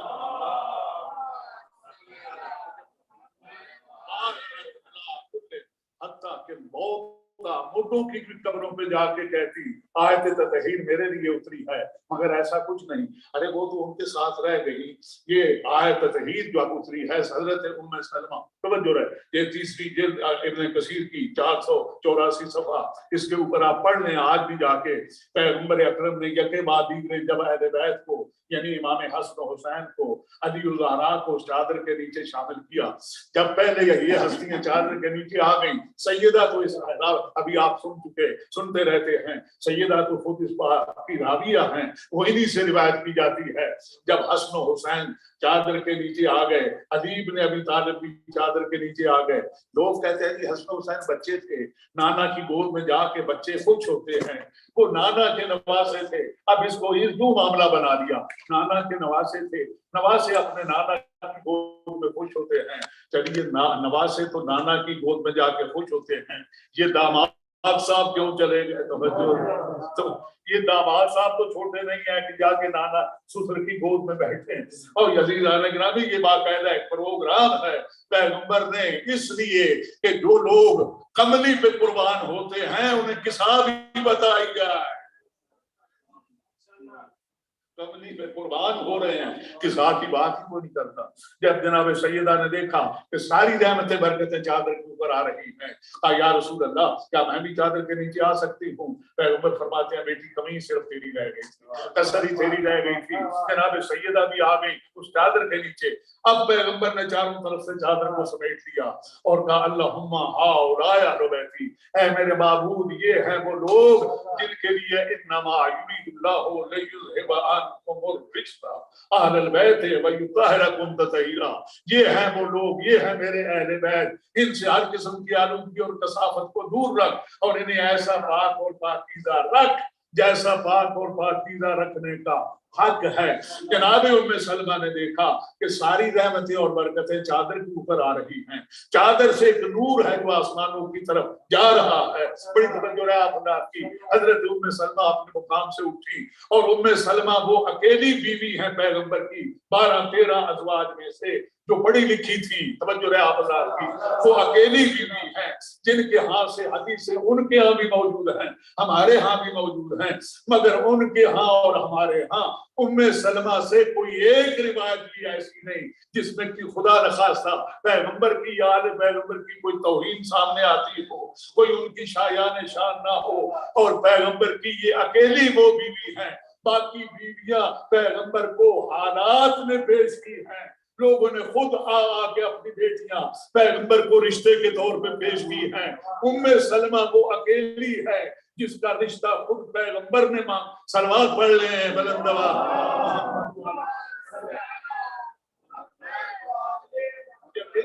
और फिर जनाब उम्मे सलमा वो हैं जिसके लिए जिन्होंने आले मोहम्मद के फज़ाइल की हदीस जिनसे नकल हुई हैं। जनाब उम्मे सलमा वो हैं जिन्हें पैगंबर ने वो शीशी दी थी जिसे आप अक्सर समात फरमाते रहते हैं, जिसमें करबला की मट्टी थी। उम्मे सलमा इतनी शान की मालिक, इतनी अजमत की मालिक, तवज्जो रहे, वो उठी और उठ के आप कहते हैं या रसूल अल्लाह अताज़ुल्ली, क्या मैं चादर के नीचे आ सकती हूँ? तफसीर का नाम है इब्न कसीर, तीसरी उसकी जिल्द है, सफा नंबर 484 है। पैगंबर ने उम्मे सलमा के हाथ से दामने अबा पकड़ के खींच लिया और कहा कूमी फतनाही या अहले बैती, बीबी उठ और मेरे अहले बैत से अलग हो जा, अंते अला मकाने के अलग है, तेरा मकाम बुलंद है, शान तेरी ऊंची है, अंजाम तेरा बखैर है, फज़ाइल तेरे बड़े हैं, मर्तबे तेरे बड़े हैं, मगर तू इनमें दाखिल नहीं। सब मर्तबे और सब फज़ाइल की बाकायदा पहले से बुकिंग करवाने के बाद भी जब उम्मे सलमा इनमें शामिल नहीं तो जिन्हें कहा गया तुम्हारे दिल टेढ़े हो गए वो कैसे?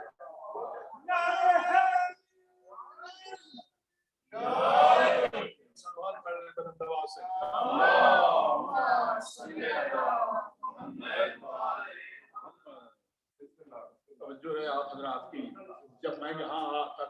لے آیا تو میں ایک شعر ہے، میں شعر پڑھنے کے بعد میں بڑا اس کی توجہ خاص چاہوں گا، اور شعر کچھ یوں ہے: کچھ تو ہم اپنے ضمیروں سے بھی کر لیں مشورہ. اب سارے مدرسے آپ کے سامنے. کچھ تو ہم اپنے ضمیروں سے بھی کر لیں مشورہ. پھر پڑھتا ہوں: کچھ تو ہم اپنے ضمیروں سے بھی کر لیں مشورہ. اور ضمیر پتہ ہے قرآن فرماتا ہے یہ لوگ آنکھوں کے اندھے نہیں ہیں، یہ دل کے اندھے ہیں. وہ جو دل کے اندھے ہوتے ہیں ان سے ہاتھ ڈھونڈنے کی ضرورت ہے. کچھ تو ہم اپنے ضمیروں سے بھی کر لیں مشورہ. پھر پڑھتا ہوں: کچھ تو ہم اپنے ضمیروں سے بھی کر لیں مشورہ. گرچہ رہبر معتبر تیرے بھی ہیں میرے. گرچہ رہبر معتبر تیرا بھی ہے میرا بھی ہے. کچھ پر جب آپ کے سامنے آ گئے ہیں مطلب کچھ ضمیر سے بھی کچھ صلوات پڑھ لیں.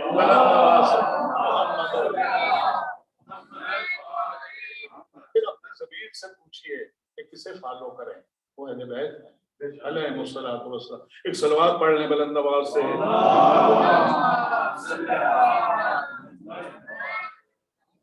اور یہ جو سفینہ نجات اہل بیت ہے یہ بھی مقدس سے ملتا ہے. بڑی توجہ. ان الحسین مصباح الہدیٰ وسفینہ النجات. حسین ہدایت کا چراغ ہے اور نجات کا سفینہ ہے. بڑی توجہ ہے آپ حضرات کی. عزیزان گرامی، حسین وہ جو کہا گیا ارشاد ہوا ماسل والے بیدی کماسل سفینہ کے نوح نے اعلان کیا تھا کہ میری کشتی میں آ کے سوار ہو جائیے. جو سوار ہو جائے گا وہ پار ہو جائے گا. اور یہ میں آپ کی خدمت میں عرض کروں حضرت نوح کی کشتی میں سارے تہجد خان نہیں سوار ہوئے. سارے کوئی شب زندہ دار پرہیزگار جو سوار ہو گیا. بڑی توجہ رہے. چاہے وہ تسبیح پڑھتا رہا تو بھی پار ہو گیا، چاہے وہ سو گیا تو بھی. کشتی میں بیٹھنا ضروری ہے. کشتی میں آ جائیے. نوح نے صرف اعلان کیا. یہ امام ہیں جو اعلان نہیں کرتے. بس اوقات ہوتا یوں ہے بازو پکڑ کے کہتے ہیں آ جاؤ کشتی نجات. بازو پکڑ کے کہتے ہیں آ جاؤ کشتی نجات میں. اسی طرح امام اب آج محرم کی چوتھی ہو رہی ہے.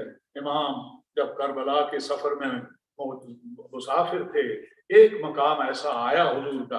ایک مقام پھر عرض کروں گا میرے عزیز، اللہ انہیں توفیقات میں ان کی اضافہ کرے. امام علیہ السلام کو اس دوران سفر کئی چیزیں پیش آئیں. ایک مقام ایسا آیا جہاں حضور نے قیام کیا وہاں پانی وافر مقدار میں تھا. توجہ، پانی وافر مقدار میں تھا. حضور نے ایک اعلان عام کیا کہ جس کے پاس پانی کے لیے جو بھی برتن جو بھی کنٹینر ہے اپنے وہ کنٹینر وہ برتن پانی سے پر کر لیے جائیں. ایک چھوٹا سا بشکیزہ، چھوٹا سا جسے چھاگل کہتے ہیں، وہ ہر آدمی اپنے ساتھ لٹکائے ہوئے ہوتا ہے. وہ بھی پانی اٹھانے کا ذریعہ ہے. چھوٹی چھوٹی بشکیں جو عموماً ڈمبے کے یا بکرے کے چمڑے سے بنتی ہیں وہ آپ نے دیکھی ہوں گی. وہ مشکیں ان میں پانی لیا جاتا ہے. مگر جب ذخیرہ پانی کا کرنا مطلوب ہوتا ہے تو اونٹ کے چمڑے سے بنی ہوئی مشکیں پر کی جاتی ہیں اور پھر وہ اونٹوں ہی پہ لاد کے انہیں کیری کر کے لے جایا. آپ سمجھ رہے ہیں نا میری بات؟ ایک سلوات پڑھ لیں بلند آواز سے.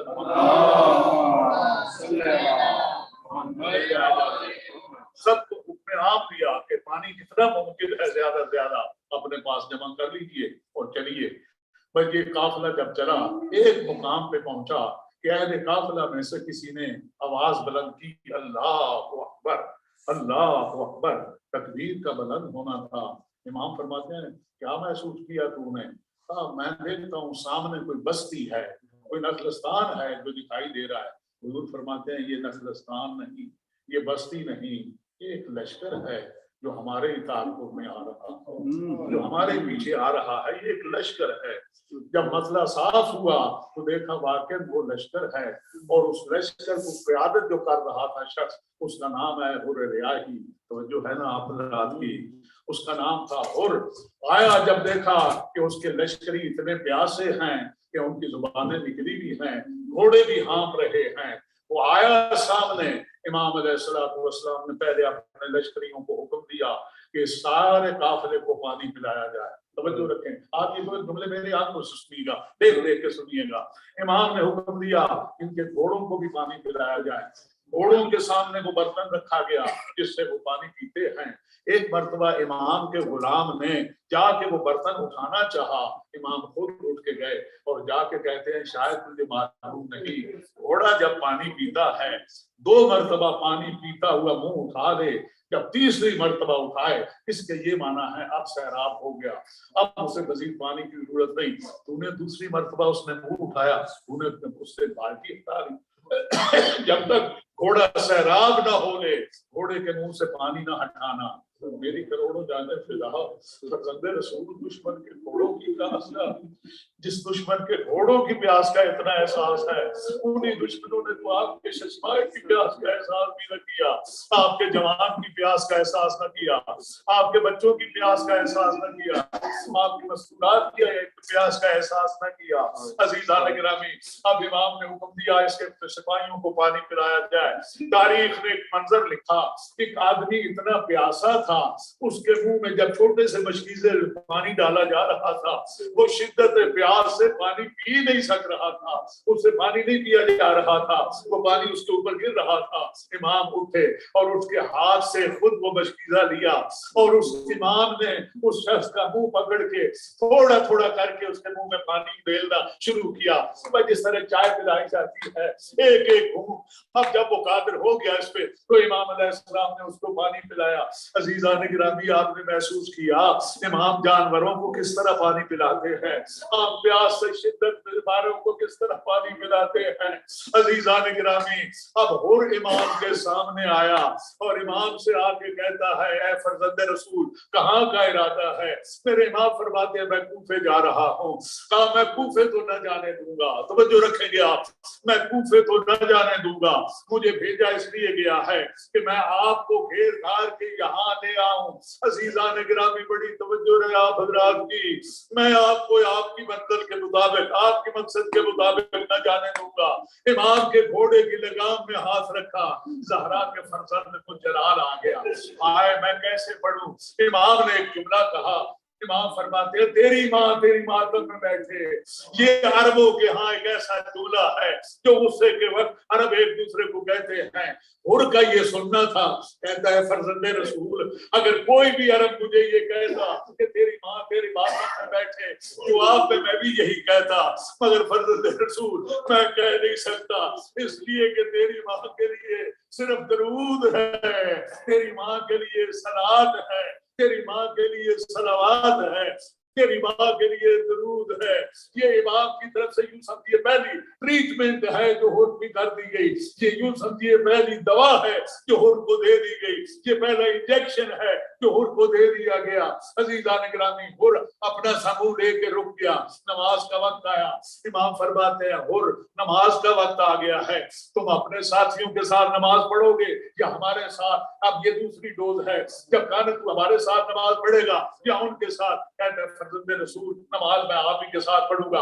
اپنے لشکریوں کو اس نے اشارہ کیا, کیا یہ وہاں جا کے نماز پڑھیے. خود امام کے پیچھے آ کے کھڑا ہو گیا. جب امام کی اقتدا میں نماز پڑھی اور نماز مکمل ہوئی, ایک مرتبہ آنکھیں بند کر کے آسمان کی طرف ہاتھ اٹھا کہتا ہے اے میرے معبود جو آج تک پڑھتا رہا ہوں, اگر وہ نماز تھی تو یہ کیا ہے, اور اگر یہ نماز ہے تو وہ کیا تھی. اسے کچھ اندازہ ہوا جو آج تک پڑھتا رہا ہوں وہ اور قسم کی نماز تھی, جو اب نماز پڑھی ہے یہ اور قسم کی نماز ہے. لگتا ہے یہ وہ نماز ہے جس کے لیے پیغمبر نے کہا تھا صلو کما رأیتمونی اصلی, نماز ایسی پڑھو جیسی مجھے پڑھتے ہوئے دیکھو. حسین سے بڑھ کے کس نے دیکھی ہوگی پیغمبر کی نماز, جو حالت رکوع میں پیغمبر کی پشت پہ ہے, حالت سجدہ میں پیغمبر کی گردن پہ سوار ہے, اس سے بہتر نماز کس نے دیکھی ہوگی. خیر نماز مکمل کر کے چلا گیا, یہ سوچتا رہا. عزیز و کاروان امامی رواں اور دواں رہا. کل میں نے عرض کیا دوسری محرم کو امام کربلائی ہو گئے, زمین کربلا خریدی اور پھر ان لوگوں کو وصیتیں بھی کی, اپنے خیام دریا کے قریب لگائے. عزیزان گرامی दूसरी मुहर्रम गुजरी, तीसरी के दिन लश्कर जमा होने शुरू हो गए। अब मैं मसाइब पढ़ना चाहता हूँ, आप फरमाइश भी करते हैं तो फिर जिगर थाम लीजिए। तीसरी को लश्कर आने शुरू हो गए, एक तरफ से लश्करों के आने की आवाज आती, जनाबे इमाम हुसैन की छोटी सी बच्ची सकीना वो आके कहती बाबा ये किसका लश्कर आया है? इमाम फरमाते बेटी ये यजीद का लश्कर आया है। थोड़ी देर के बाद एक और लश्कर दाएं जानब से आ जाता, उनके घोड़ों के हिलनों का गाने की, उनकी टापों की आवाज आती। सकीना आके पूछती बाबा ये किसका लश्कर है? इमाम फरमाते बेटी ये यजीद का लश्कर है। अजीजा नगरा में फिर एक ऐसा मौका आया, एक और लश्कर आ गया। सकीना ने फिर आके पूछा बाबा ये किसका लश्कर है? अब क्या खुद से सुनिए, अब जब इमाम ने कहा ना बेटी ये यजीद का लश्कर है, 4 साल की बच्ची अपने दोनों हाथ पेशानी पे रख के कहती है बाबा सारा जहान यजीद का है, तेरा कोई नहीं। सारा जहान यजीद का है, तेरा कोई नहीं। एक मौका ऐसा आया जब इमाम ने खुद खैमे में जाके कहा, अभी मेरा अजीज पढ़ रहे थे कि बीबियों पूछती थी ना तेरा भी कोई मदद करने वाला आया है, आइए आके देखिए मेरा हबीब आ गया है, मेरा हबीब आ गया है। आप हबीब को जानते हैं, इन ज़ाहिरों से पूछिए इमाम ने अपने मक्तल और मदफन के दरमियान जगह दी है हबीब को, जहां शहीद हुए जहां दफन हुए इन दोनों के दरमियान तिल्ले ज़ैनबिया के करीब जगह दी है। हबीब इब्न मज़ाहिर को मेरा हबीब आ गया, अजीज़ो जगन हबीब आ गया। हबीब ने आके सलाम किया और आके मौला का जब सलाम कर चुका, खैमे से एक बीबी आई जिन्हें उन्होंने कभी कनीज न कहा था, अम्मा फिजा कहते थे। माई आई ज़ैफ़ा, अम्मा क्यों आई हो? बेटे हुसैन मुझे जनाब ज़ैनब उम्मे कुलसूम ने भेजा है। कहा क्यों भेजा? कहा जाओ जाके हबीब को कह दो शहजादियां तुझे सलाम कहती हैं, ज़ैनब उम्मे कुलसूम का सलाम कबूल कर ले। अजीजो हबीब ज़मीन पे गिरे और यूं बैठे जिस तरह नमाजी तशहुद में बैठता है, करबला की मिट्टी उठा उठा के उछालने लगे और कहने लगे बारे इलाहा ऐसी गुर्बत आ गई खानवादा रसूल पे, नबी की नवासियां मुझे सलाम भेज रही हैं, नबी की नवासियां मुझे सलाम भेज रही हैं। इमाम ने हबीब के कंधे पे हाथ रखा और फरमाते हबीब अभी आए हो, सलाम आ रहे हैं, जब कुर्बानी दे चुकोगे क़यामत तक मेरी औलाद से आने वाले अभी अंत व उम्मी कह के पुकारेंगे, माँ बाप फिदा हो जाएं, या वली अल्लाह, ए हुसैन के मददगार, ए हुसैन के दोस्त, ए हुसैन के जिगरी दोस्त, हमारा सलाम कबूल कर। ए हुसैन को बचपन से जाने वाले हबीब हमारा सलाम कर ले। नामी मुहर्रम थी, तवज्जो रहे, नामी मुहर्रम थी, शाम का वक्त होने वाला था। इमाम ने देखा जालिम अभी हमला करना चाहते हैं। हजरत अब्बास से कहा अब्बास बेनफ्सी अंता, तेरे ऊपर मेरी जान फिदा हो जाए, जाओ जाके इनसे कहो कि आज लड़ाई नहीं होगी, कल लड़ाई होगी। हजरत अब्बास गए और जाके कहते हैं ए लश्कर अश्किया, आंखों से जुमला सुनना, ए लश्कर अश्किया मुझे मेरे मौला ने ये हुक्म दिया है, मैं आप तक ये पैगाम पहुंचाऊं कि आज लड़ाई नहीं होगी, कल होगी। और कहता है इमाम ने मोहलत मांगी और जानने वाला कहता है इमाम ने मोहलत दे, जानने वाला कहता है इमाम ने मोहलत ली नहीं, मोहलत दे दी है। इमाम ने 72 को देखा, एक की कमी महसूस की, का काफिला मुकम्मल जब तक ना हो जाए लड़ाई की इजाजत कैसे दी जाए। अब सुने गया हजरत अब्बास रमदार ने अपने लंबे नेज़े के साथ एक खत खींचा और कहा देखो मैं ये खत खींच के जा रहा हूँ, मैं मौला को आपका पैगाम दिए देता हूँ, अगर किसी ने इस लकीर को पास करने की कोशिश की तो फिर याद रखिएगा अब्बास उसका एक्शन लेगा। अब वो खत नहीं, वो जलाले अब्बास है, वो रोबे अब्बास है, वो अब्बास का खौफ है, वो अब्बास का डर है। एक भी कई हजार लश्करियों में से ये जुर्रत नहीं करता कि उस खत को अबूर करे। आपके पैगाम दिया, तवज्जो रहे। एक साथी जो हजरत अब्बास के साथ था उसने देखा अब्बास के बदन पे कपकपी है, लर्जा है। लर्जा क्यों है? कहा मौला ने मुझे इजाजत के लिए भेजा है, इत्तला के लिए भेजा है। اور کہا کہ عباس تجھے یاد ہے تیرے بابا نے دعا کر کے تجھے کیوں مانگا تھا؟ کہا مجھے جوش نہ دلواؤ، مولا سے اجازت دلوا دو، ابھی سورج غروب ہونے میں کچھ وقت باقی ہے، مجھے ایک مرتبہ جہاد کی اجازت دلوا دو، سورج غروب ہونے سے پہلے شام کی فوجیں شام اور کوفے کی فوجیں دارالمارا کوفہ تک نہ پہنچا دوں تو مجھے ابوالفضل عباس نہ کہنا۔ عزیز و عباس کا بدن پھر بھی لڑ رہا ہے، غصے سے امام کے قریب آئے، امام سینے پہ ہاتھ رکھ کہتے ہیں عباس صبر کرو، حوصلہ کرو، صبر کرو، تو علی کا بہادر بیٹا ہے، میں زہرا کا صابر، میں زہرا کا صابر فرزند ہوں، تو علی کا شجاع بیٹا ہے، عباس صبر کرو۔ عزیزان گرامی رات گزر رہی ہے اور رات کو لوگ کو اس خوشی میں ہے کہ کل چھوٹا سا قافلہ ہے، تھوڑے سے وقت میں جنگ ہوگی، ختم ہو جائے گی، وہاں تو خوشیاں منائی جا رہی ہیں، یہاں تلاوت ہے، تسبیح ہے، نمازیں ہیں، تعقیبات ہیں، دعائیں ہیں، اور عزیزان گرامی کبھی تلاوت ہے اور کبھی کبھی بڑی توجہ ہے، کبھی کبھی آپ کا امام ان خیموں کے ارد گرد گھوم کے دیکھتے ہیں کہ دیکھو اہل خیام نے کیا کچھ تیاری کی ہے۔ امام کی نظر خیمے میں کئی کیا دیکھتے ہیں کہ وہاں ایک خاتون اپنے جوان کو سامنے بٹھائے ہوئے ہے اور کہہ رہی ہے بیٹے میں غیر خاندان سے ہوں، کل تیری شہادت مجھے چاہیے ہے، امام سے پہلے اپنی جان کی قربانی دینا۔ ایک دوسری خاتون وہ اپنے 13 سالہ بچے کو بٹھائے ہوئے ہے اور وہ کہہ رہی ہے بیٹے میں بیگانی کوفہ کی ہوں اور بیوہ ہوں، میں یہ چاہتی ہوں امام کے بچوں سے پہلے آپ کی قربانی ہو۔ عزیزان گرامی کوئی اپنے بھائی کو کہہ رہی ہے، ایک بیوی جو ایک لمبی سی چادر اوڑے ہوئے ہے اور اس چادر کے نیچے 6 مہینے کا بچہ ہے، وہ آ کے کہتی ہے اے ہاشمیوں میرا چھوٹا ہے مگر ہے تو علی، کچھ ایسا انتظام کرو یہ بھی میدان میں جائے اور یہ بھی قربانی دے۔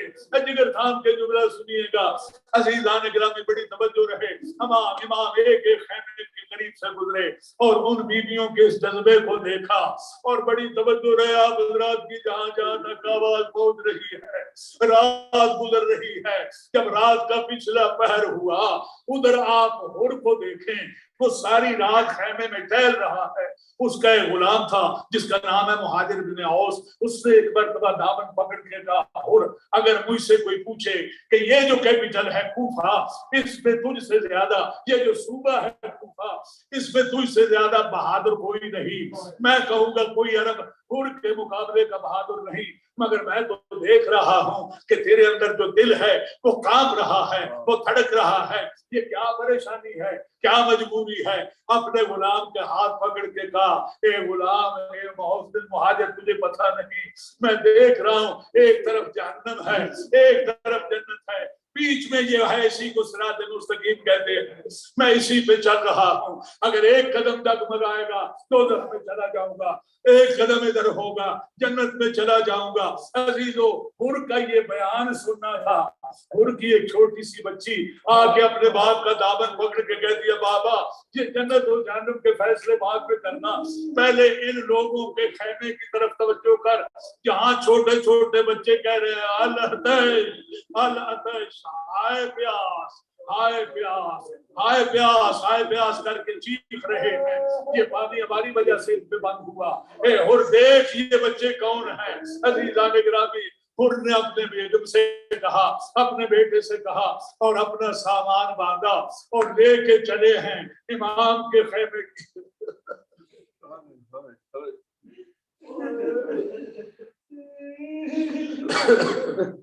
اللہ سوائے میں اہل بیت کے کوئی غم نہ دیکھیں آپ۔ حر نے اپنا مختصر سامان لیا، جب امام کے خیمے کی طرف چلے، امام کے خیمے پہ پہرا تھا حضرت عباس علمدار کا۔ عزیزو جب حر نے عباس کی آواز یا حافظ یا حفیظ سنی، تڑپ گیا، قدم رک گئے اور کہا خیمے کے قریب کیسے جاؤں گا، عباس کا پہرا ہے اور عباس پہرا دے رہے ہیں۔ عزیزو اس نے اپنے دونوں ہاتھ باندھے، سر کو جھکایا، سر کو جھکا کے جیسے ہی خیمے کے قریب گئے حضرت عباس کی آواز آئی خبردار جو بھی ہے وہیں رک جائے، آگے قدم نہ بڑھنے پائے۔ اس وقت इस वक्त अब्बास का पैरा है, खबरदार कदम आगे न बढ़ने पाए। उर के कदम रुके, इमाम अपने खेमे से निकले, आए मैं कुर्बान, इमाम अपने खेमे से निकले और निकल के कहते अब्बास ये हमारा मेहमान है, ये तकमीले 72 है, इसे आने दे, इसे आने दे। अजीज़ान गिरामी बड़ी तवज्जो है आप हज़रात की, मसला साफ हुआ। अब्बास ने देखा कि ये तो हुर है और उसके साथ एक छोटा सा काफिला है, हुर आ रहा है, हाथ अपना रुमाल से बांधे हुए है, आके फर्जंदे रसूल के कदमों पे गिर गया और कहता है यबना रसूलल्लाह हल ले या तौबा, क्या मेरे लिए तौबा की गुंजाइश है? मैंने अभी आपके सामने पढ़ा, इमाम ने करबला के सफर में कहा था हुर तेरी मातम में बैठे, और उसने कहा था आपकी माँ के लिए तो सलावत सलाम है। इमाम के सामने अब जाके आके गिरा है ना, हल ले या तौबा, क्या मेरे लिए तौबा की गुंजाइश है? इमाम फरमाते हैं हुर कितनी खुशकिस्मत थी तेरी माँ जिसने तेरा नाम हुर रखा। जो हुर के दिल पे एक बात आई थी, किस सफाई के साथ उसको साफ किया। हुर कितनी बुलंद मर्तबा थी तेरी माँ जिसने तेरा नाम हुर रखा। तू दुनिया में भी हुर है, आखिरत में भी हुर है। आपने हमेशा सुना हुर को हजरत इमाम हुसैन अलैहिस्सलाम ने एक रुमाल पेश किया था, और वो रुमाल किसी और का नहीं था, वो रुमाल जनाब ज़हरा था जो हुर अपनी पेशानी पे बांध के चले गए। कब्र में भी वो हुर के साथ रहा। अजीज़ान गिरामी जब कारज़ार हश्र शुरू हुआ, हुर कहता है मौला एक मेरी इजाजत चाहिएगा, और वो ये है सबसे पहले मुझे मैदान जिहाद में मौका दिया जाए, मैं अपने बेटे को सबसे पहले भेजूंगा, इसलिए कि इस सिलसिले में मेरा जुर्म भी बड़ा है, मेरा कफारा भी तो उतना ही होना चाहिए, मैं अपने बेटे को भेजूंगा। नाम उसका अली इब्ने हुर था। मैं फर्क बयान करूं, बड़ी तवज्जो रहे अजीज़ान गिरामी, जब हुर आया था बीबियों ने भी एक जुमला कहा, ऐ हुर जब तू दुश्मन बन के आया था तेरे घोड़ों को भी पानी पिलाया, अब जब तू दोस्त बन के आया है तेरी ज़ियाफत के लिए, तेरे पिलाने के लिए हमारे खैमों में पानी भी नहीं है। बड़ी हसरत से जमींदारियों ने ये जुमला कहा। उनका बेटा सैरो सैराब था, 3 दिन का भूखा प्यासा न था। इमाम ने इजाजत दी, ये मैदान में जवान पहुंचा, दादे शुजाअत दी, एक अरसे तक लड़ता रहा, उसके बाद जख्मी हुआ, जख्मी होके जैसे ही गिरा हुर तोड़ के पहुंचा है, मगर हुर ने देखा कि हुर के पहुंचने से पहले इमाम पहले वहां मौजूद है। हाय मैं किस तरह पढ़ूं, हुर की जवान के ऊपर इमाम पहले मौजूद है। हुर ने अपनी आस्तीनें गर्दानना शुरू की, अपनी आस्तीनें चढ़ाना शुरू की। इमाम फरमाते हैं हुर क्या कर रहे हो? हुर मर्द मैदान था, समझ गया बेटा अब दुनिया में बाकी नहीं है, मौला मैं इसकी लाश उठाऊंगा और मैदान से क़याम की तरफ लेके चलूंगा। हुर अपने बेटे की लाश तुम उठाओगे? अज़ीज़ान गिरामी खुदा की कसम ऐसा जुमला कहा है, अगर पहाड़ पे पड़े तो पहाड़ रेता रेता हो जाए, हुर तू जवान की लाश उठाएगा। हम किस लिए आए हैं? हम किस लिए आए हैं? कोई बाप कभी बेटी की लाश उठाया करता है? हुर ने कहा मौला शरीयत के मालिक आप हैं। इमाम ने हुर के बेटे की लाश उठाई। बस दोस्तों खत्म हो गया मेरा बयान। करबला पे नजर रखिएगा, इमाम लाशें उठाते रहे, मगर जब एक ऐसा वक्त आया जब नजर यमीनन व शिमाला, कोई न दाएं था न बाएं था, लाशा था अली अकबर का, उठाने वाले थे हुसैन। मेरा दिल चाहता है किसी ने पुकार के कहा होगा मौला हुर को कहा था बेटे का लाशा बाप नहीं उठाता, ये अकबर का लाशा क्यों उठा रहे हो? ये अकबर का लाशा कैसे उठा रहे हो?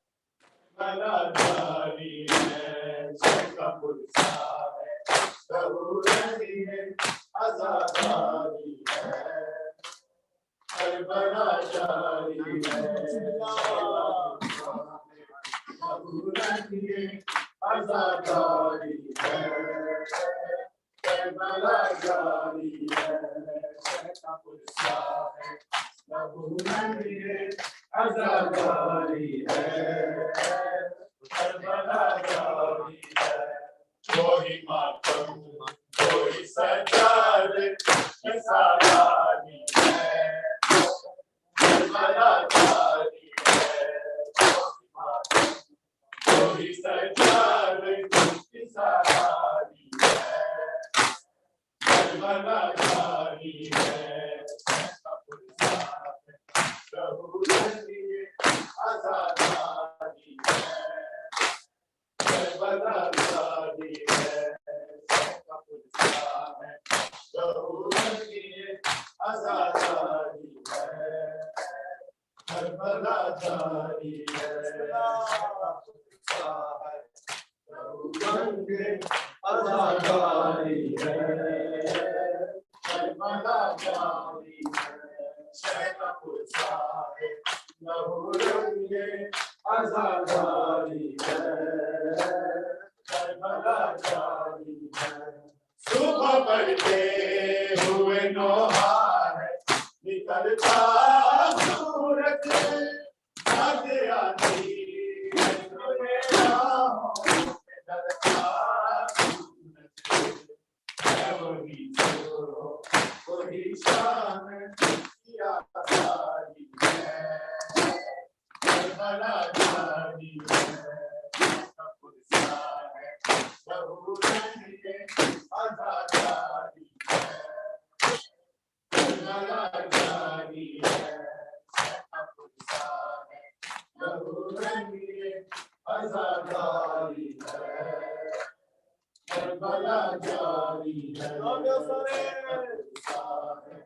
لہو رنگ عزاداری ہے کربلا جاری ہے لہو رنگ عزاداری ہے کربلا جاری ہے کوئی ماتم کوئی سجاد کی سالاری ہے کربلا جاری ہے کوئی سجاد کی سالاری ہے کربلا جاری ہے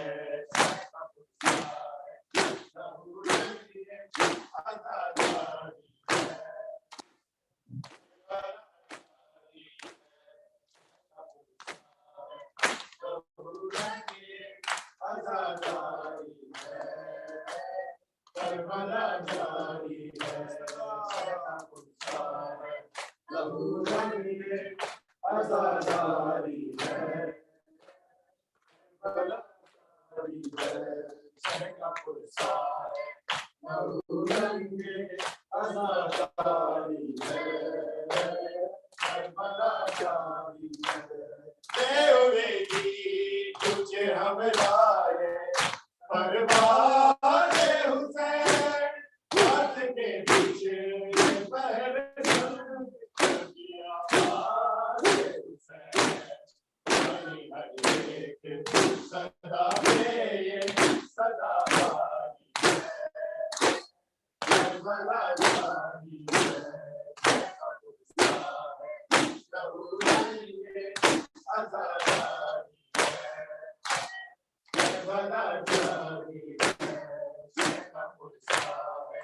لہو رنگ عزاداری ہے کربلا جاری ہے لہو رنگ عزاداری ہے کربلا جاری ہے کوئی ماتم کوئی سجاد کی سالاری ہے کربلا جاری ہے کوئی ماتم کوئی سجاد کی سالاری ہے کربلا جاری ہے پرسا ہے لہو رنگ عزاداری ہے کربلا جاری ہے لہو رنگ عزاداری ہے کربلا جاری